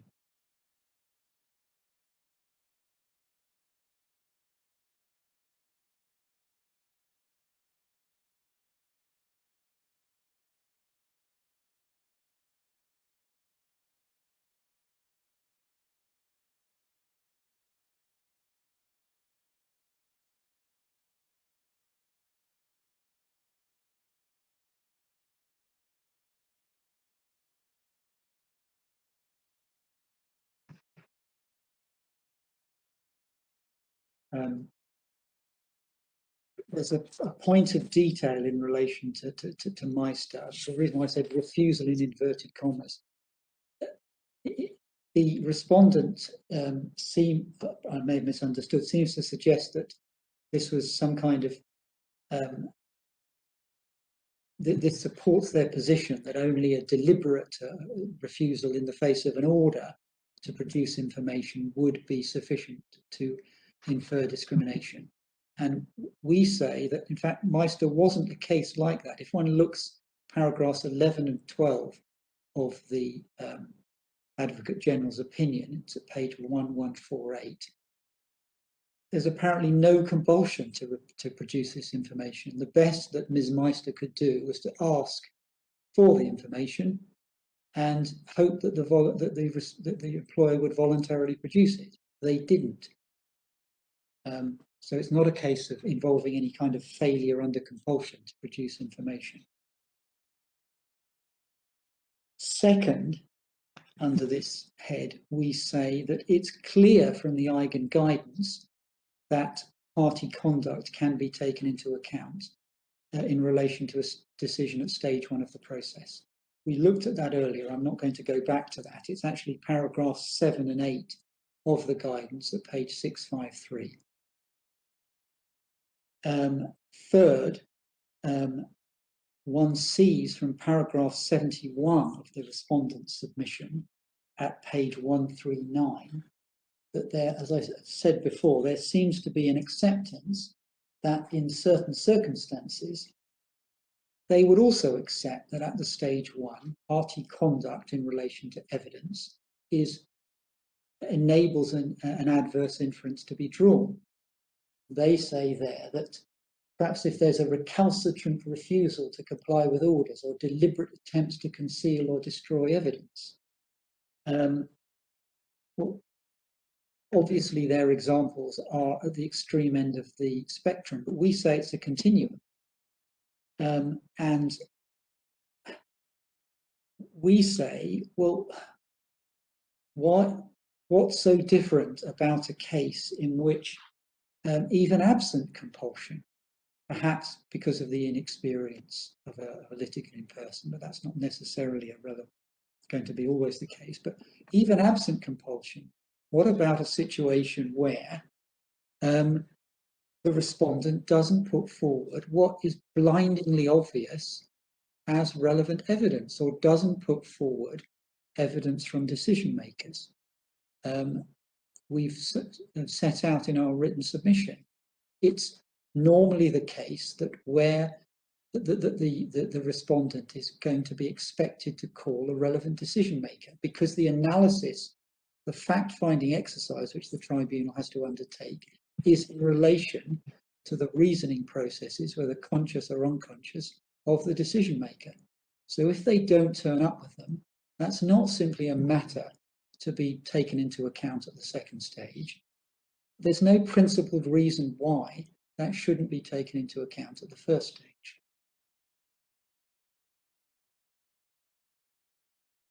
That's what EB and BA was about. can't be right. It might be appropriate in a commercial case for a defendant party to sit on their hands and wait and see what the claiming party asks for by way of evidence, but that's not appropriate in this jurisdiction. The respondents seem to be saying, well, there needs to be some kind of line drawn somewhere. You know, if it's very bad conduct by the respondents, well, then maybe that can be taken into account. And our position, we say, is a much simpler one. There's no line at all. The tribunal can use its good sense to decide whether, deliberate or otherwise, it's appropriate, depending on the circumstances of a case, to draw an adverse inference from the respondent as not putting evidence before it, which it would expect to see. That could apply to a claimant. In most circumstances, it's not going to, but there's no reason why it wouldn't apply either way. We have also, finally under this, we've drawn attention to the Wisniewski case in our written submission. We deal with this at paragraphs 55 to 58 at page 84.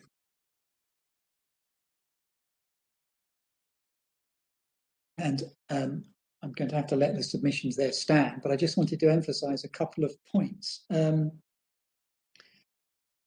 It is undoubtedly, there seems to be no dispute of this, a legitimate forensic tool for the tribunal to use at stage 2. So why on earth can't it be in the tribunal's toolkit at stage 1? There's no reason why not. Various suggestions, I believe, are made. One is that, oh, well, it depends on there being a prima facie case. Well, that doesn't, in our submission, mean a prima facie case for the purposes of section 1362. For two reasons. One, prima facie case in the context of Wisniewski means in relation to the matter in question. Those are the words used in that authority, not on the overall claim. And secondly, it's quite clear that the principle or that it embodies of a court considering whether to draw an adverse influence is engaged by, as it says in that case, some evidence, however weak, which is clearly not the same thing as the prima facie case under, the completion, as it were, of stage 1 of the tribunal's reasoning under section 1362. It means what it says, some evidence, however weak. And here we say there was some evidence, however weak. There was a protected characteristics. There was, at least by way of inference, a difference in treatment. Lord Justice Elias seems to suggest in the Court of Appeal that gets nowhere near there. But if one analyses the various questions that need to be asked in order to establish a prima facie case, it's at least 2/3 of the way there. The only thing that's absent in those circumstances is something to tie the difference in treatment to the protected characteristic. And we say that there was, in fact, plenty of potential evidence. It may not have been incredibly strong evidence, but it was evidence, however weak. And that evidence is neatly listed and summarized at paragraph 87. No, it's 87 to 88. It's really 88 of the Employment Appeal Tribunal's decision in this case at page 196, where Lady Justice Lang sets out a number of factors that she said could be taken into account, to which we would add, as we have done in our written submission, page 97, paragraph 78.1, there was also evidence of a breach of the statutory code of practice as we set out there. And that's something that even in the Eigen and Wong guidance says can be taken into account at stage 1.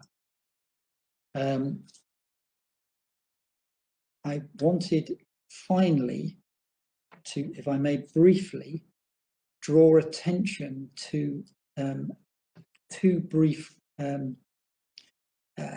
case references in relation to the sort of final issue here, which is, well, how did the error of law affect the tribunal's decision?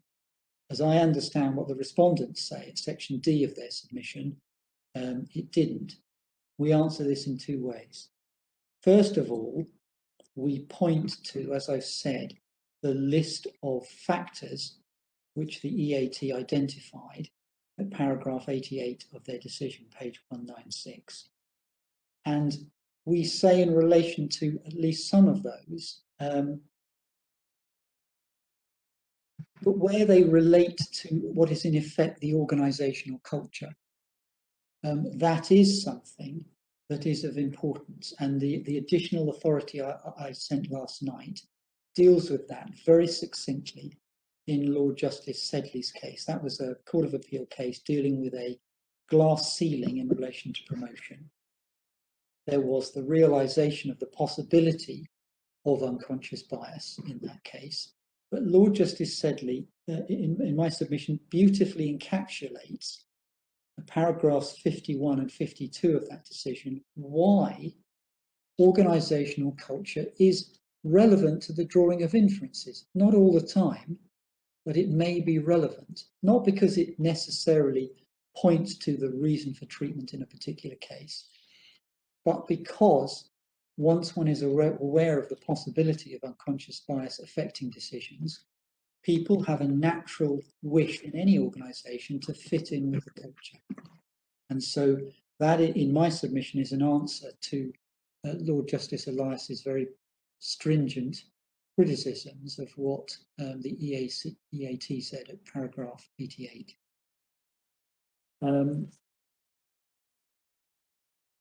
Those, and I apologise for the unseemly haste, but those are my submissions, and I hope I've just gone a minute over time.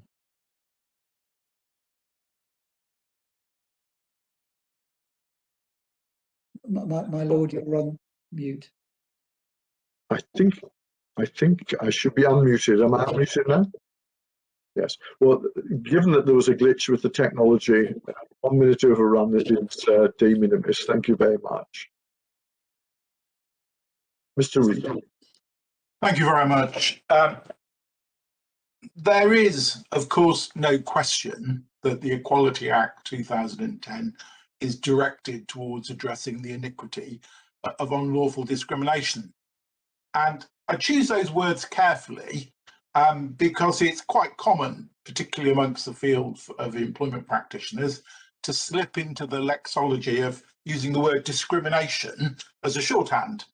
But of course, it is unlawful discrimination, and that's an important point because there are many factual scenarios with which the Act is concerned in the courts and tribunals every day.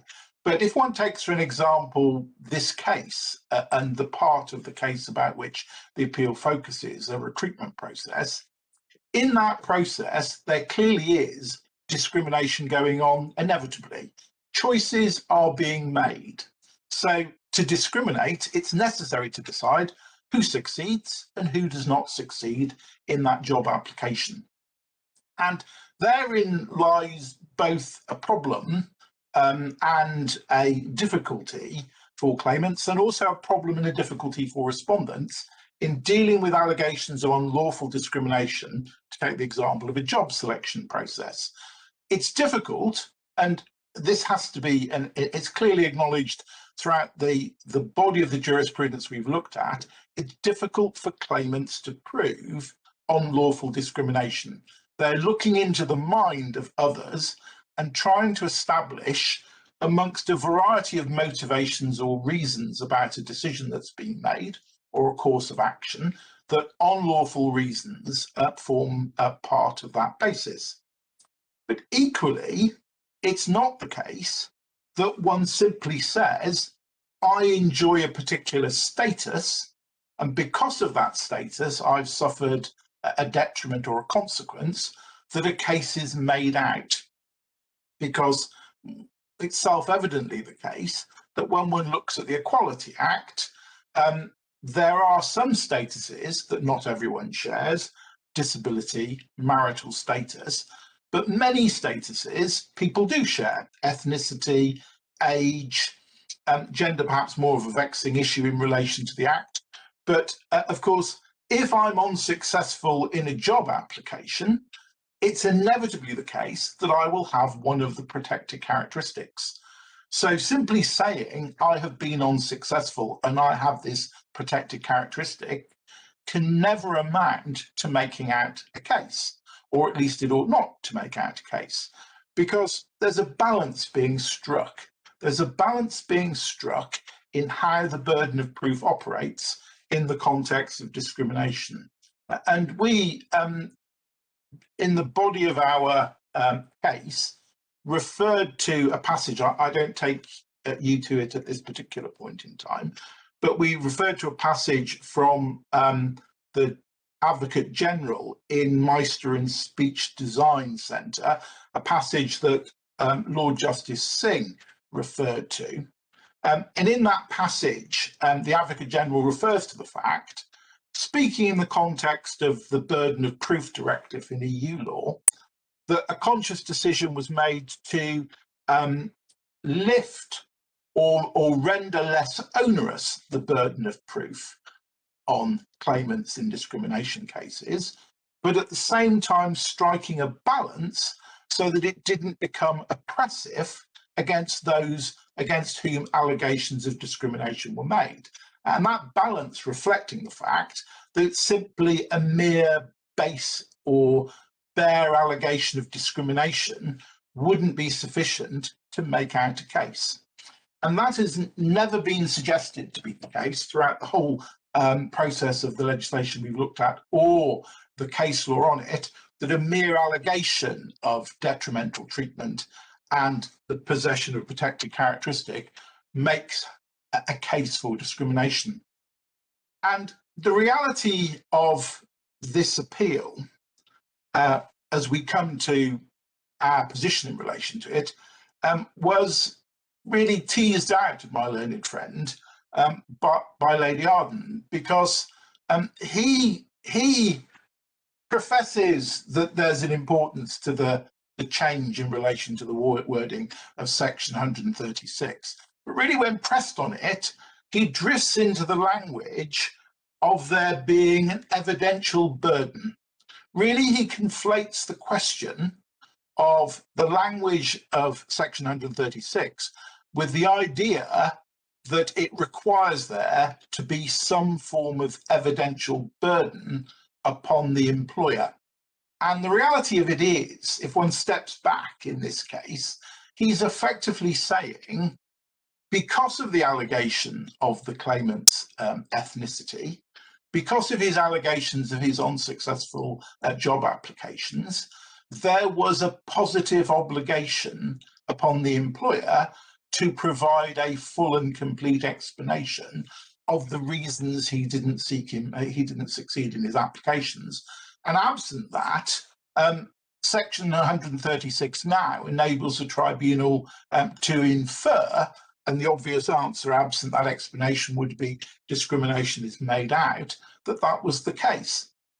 And he achieves that by really fusing together his case on section 136 with the idea that there is some positive specific obligation placed upon an employer to provide a positive explanation in the context of every case. Now, my learned friend makes reference to the fact that we say in our opening remarks that his submissions would leave the law in an unhappy place in this respect. And we don't say that because we are decrying the reality of claimants proving discrimination, but we do say there's a balance And that balance, as we noted, was articulated by Advocate General Mendoza, that the other side of the coin is that there is an iniquity in finding an allegation of discrimination if there's a risk that that is found not only against an organisation, but also potentially against an individual in circumstances where the case isn't properly made out. And if one shifted entirely the burden to say, if there's a simple bare assertion, there's a positive duty to explain, there's a danger that that burden has been shifted so far into the camp of the claimant that it becomes an onerous and difficult task, effectively for someone to clear their name before a tribunal, someone who may no longer be an employee of a respondent organisation, otherwise than to find a finding that they have discriminated by the operation of the burden of proof. So we say quite clearly there was always a balance to be struck, and stepping back, the balance has not been changed by the wording amendments in section 136. Our primary case on that is quite clear, that there was an evolution from the first generation provisions, we've described them, that were found in the precursor discrimination legislation, amended to reflect the burden of proof directive. And that went through various interpretations until the point where effectively it became settled in Madarasa and Nomura and has been applied in practical terms by tribunals day in, day out across the country for many years. And indeed, as my learned friend rightly conceded, has been applied without any change being perceived as a result of the legislation being passed to bring into effect section 136. And the only focus of that change, we say, and it will be apparent that we draw much of our reasoning from the analysis of Lord Justice Singh in the Adebayo case in the Court of Appeal, the only purpose we say that can be divined to do that is to make it absolutely clear that when looking at the facts, the tribunal isn't constrained by the facts adduced or submitted by one particular party. It looks at the facts as a whole.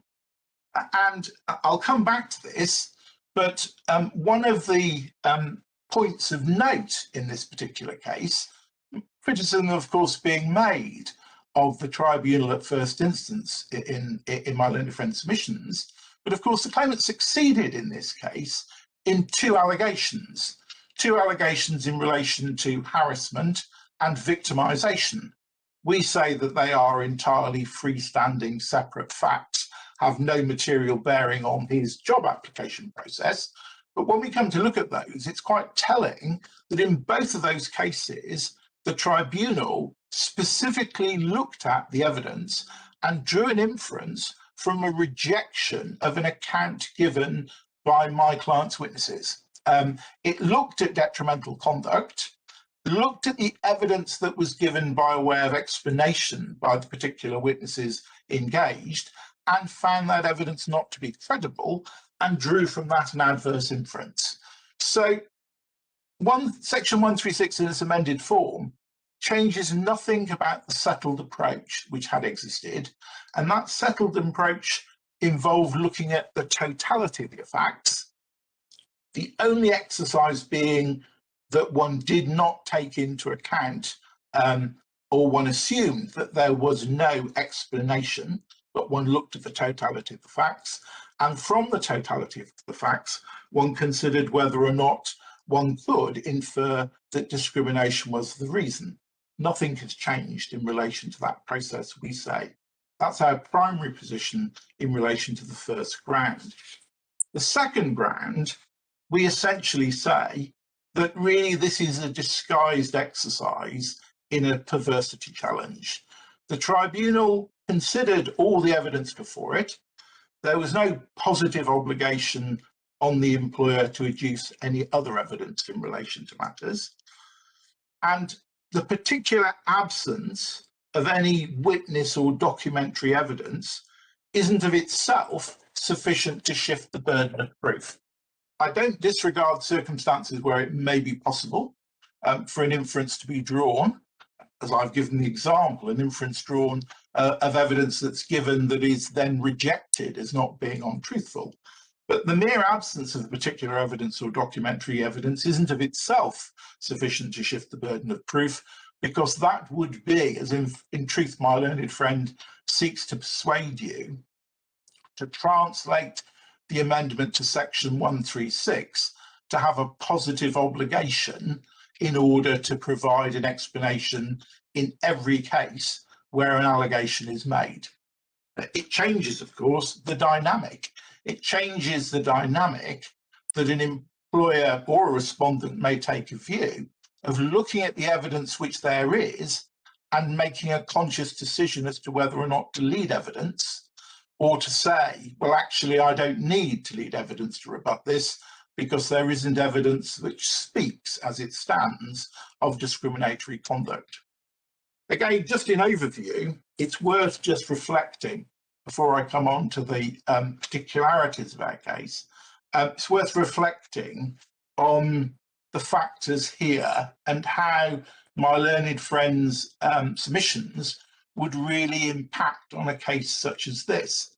My learned friend made reference to the fact that one of the reasons predating the Equality Act that the idea of case management and agendas arose was to deal with cases becoming out of control. And in truth, the cases that often came out of control before the Employment Tribunal were discrimination cases, not least because there were a variety of factors where evidence would often be wide-ranging, not impermissibly so, but evidence will become wide-ranging because of the need on the part of claimants to point at a wide bracket of information from which inferences might be drawn. Allegations equally often embraced long periods of time. In this is a case in point.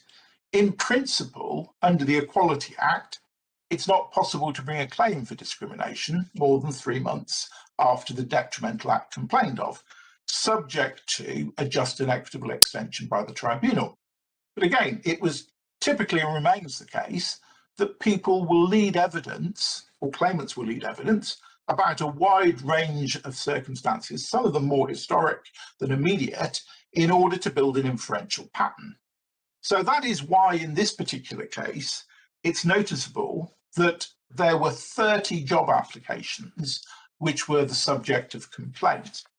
And the tribunal was dealing with these job applications, with the complaints, in February and March 2016. But the actual job applications themselves went back as far as December 2011. So the 30 job applications that the tribunal were being invited to look at span something like 4 years by way of history. And of course, we know that those 30 job applications involved a number of separate recruiters, a number of separate managers, and also that there was documents, as the tribunal accepted, that there was documentary material that was no longer available in relation to those events. The tribunal hearing again, not untypically for a discrimination case here, was not a short hearing. It lasted 7 days. And again, it's right to note that there was evidence about the harassment issue, evidence about the victimization issue. But what my learned friend is effectively saying is that one should constrain an employer as a result of section 136 to use his phrase that they are not able to sit back and say, prove your case. That 136 and his interpretation of it means that an employer faced with such a positive allegation of discrimination in a case where it may perceive that there is no more than a mere bare allegation that I have a particular status and I have been unsuccessful, that the employer has a positive obligation to lead evidence in relation to each of the decision makers. So in this case, that the respondent could never begin to even approach the question of not having an adverse inference drawn against it unless it called every single recruiter who'd been involved in those 30 job applications over the previous 5 years, and every single manager who'd been involved in a particular decision. Now, the respondent took a forensic view in relation to this case.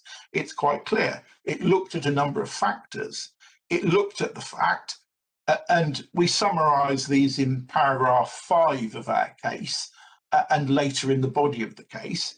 It looked at the fact that the tribunal formed the view that, the tribunal formed the view at the invitation of the respondent that the claimant had submitted a generic CV that hadn't really focused or directed itself to any of the particular job applications. He'd have taken and not passed the online talent evaluation process that looked at the assessment of his skill sets, and which was a requirement to take and pass for the purpose of being considered successfully for a job. And the tribunal heard, although not from the direct decision makers, they heard from Mr. Haynes and Mr. Hancock an explanation about the processes and why, from their perception, the claimant had been unsuccessful. Now, that was a view the respondents took on the evidence before them that they didn't need, faced with the claim against them, to call or seek to find witnesses who may or may not remember every single individual. Now, of course, if the tribunal had concluded on evidence on all the facts that there was something that led it to conclude, absent an adequate explanation or absent an explanation, that there had been discrimination in the selection process, it would have faced the evidential problem that it wouldn't have had any direct evidence to meet that particular challenge. That's the point Lord Justice Elias made in the Court of Appeal below. But to suggest, as my learned friend effectively does from section 136, that the mere existence of an allegation of status and detriment means that there is a positive duty upon the employer to make out a positive case to explain the circumstances of the treatment would, with the greatest respect to him, as we say, transform the process of the employment tribunal, because it would compel respondents to lead evidence to answer every single allegation, absent any forensic view, in order to meet the same. And a case such as this of 7 days, dealing with 30 applications by addressing them on paper and with 2 witnesses, would have involved extensive additional witnesses and a longer exercise. Now, that, we say, was never the intention in the amendment of section 136. And when one steps back and looks at this particular case on the facts, the employment tribunal properly directed itself as to the burden. We say it's quite clear that they were directing themselves to look at the respective tests to be applied. They considered the facts and didn't consider that there was an inference that could be drawn, that there had been discrimination in the selection process. Indeed, we go further and say, on the evidence they have, they make a positive conclusion that ethnicity did not impact upon the discrimination process.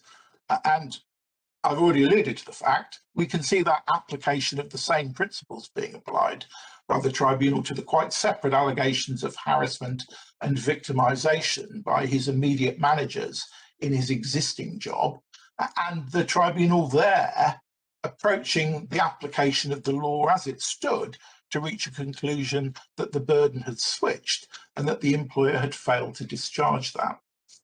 So we say no material change in relation to ground 1 in section 136.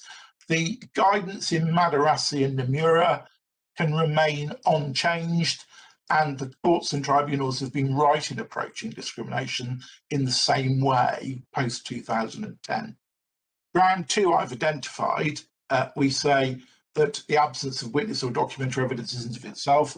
And finally, this is section D of our case, we say that actually on the facts here, one can see that the tribunal went further than simply concluding that the burden of proof had not switched.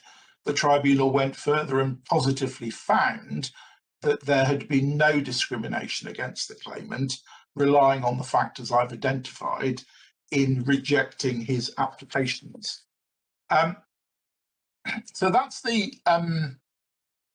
position in overview from the point of view of the respondent.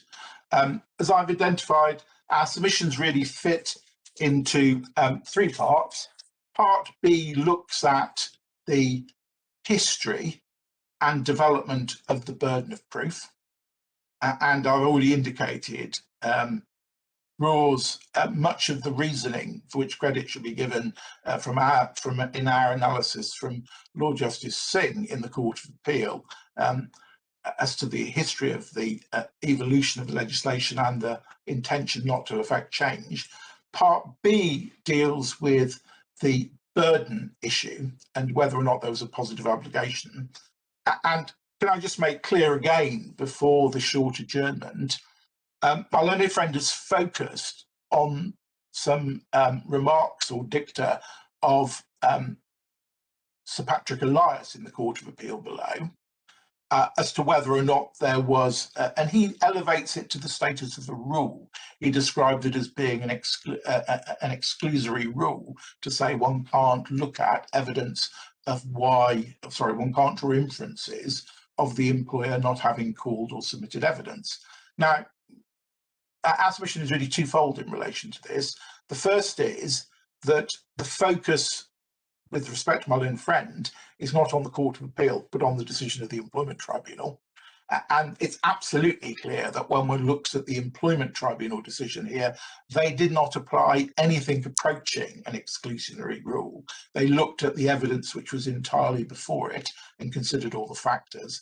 And secondly, we say that it's wrong to interpret Sir Patrick Elias's judgment in the court below as amounting to an exclusory rule. He was looking simply at the factual scenario of this particular case, a case where there was nothing to suggest that there had been deliberate obstruction of evidence, a willful refusal to comply with orders of disclosure, factors which might be egregious in their conduct to lead you to inferential determinations. He wasn't, in fact, setting any form of bright line, and with that, my learned friend and I probably are in agreement.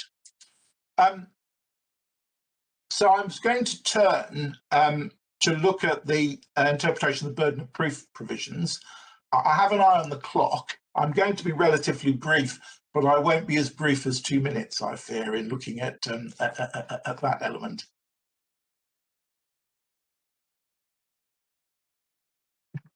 Are you quite content that we resume then at 2 o'clock? I am, yes. You have an hour and a half to work with on your return. Thank you.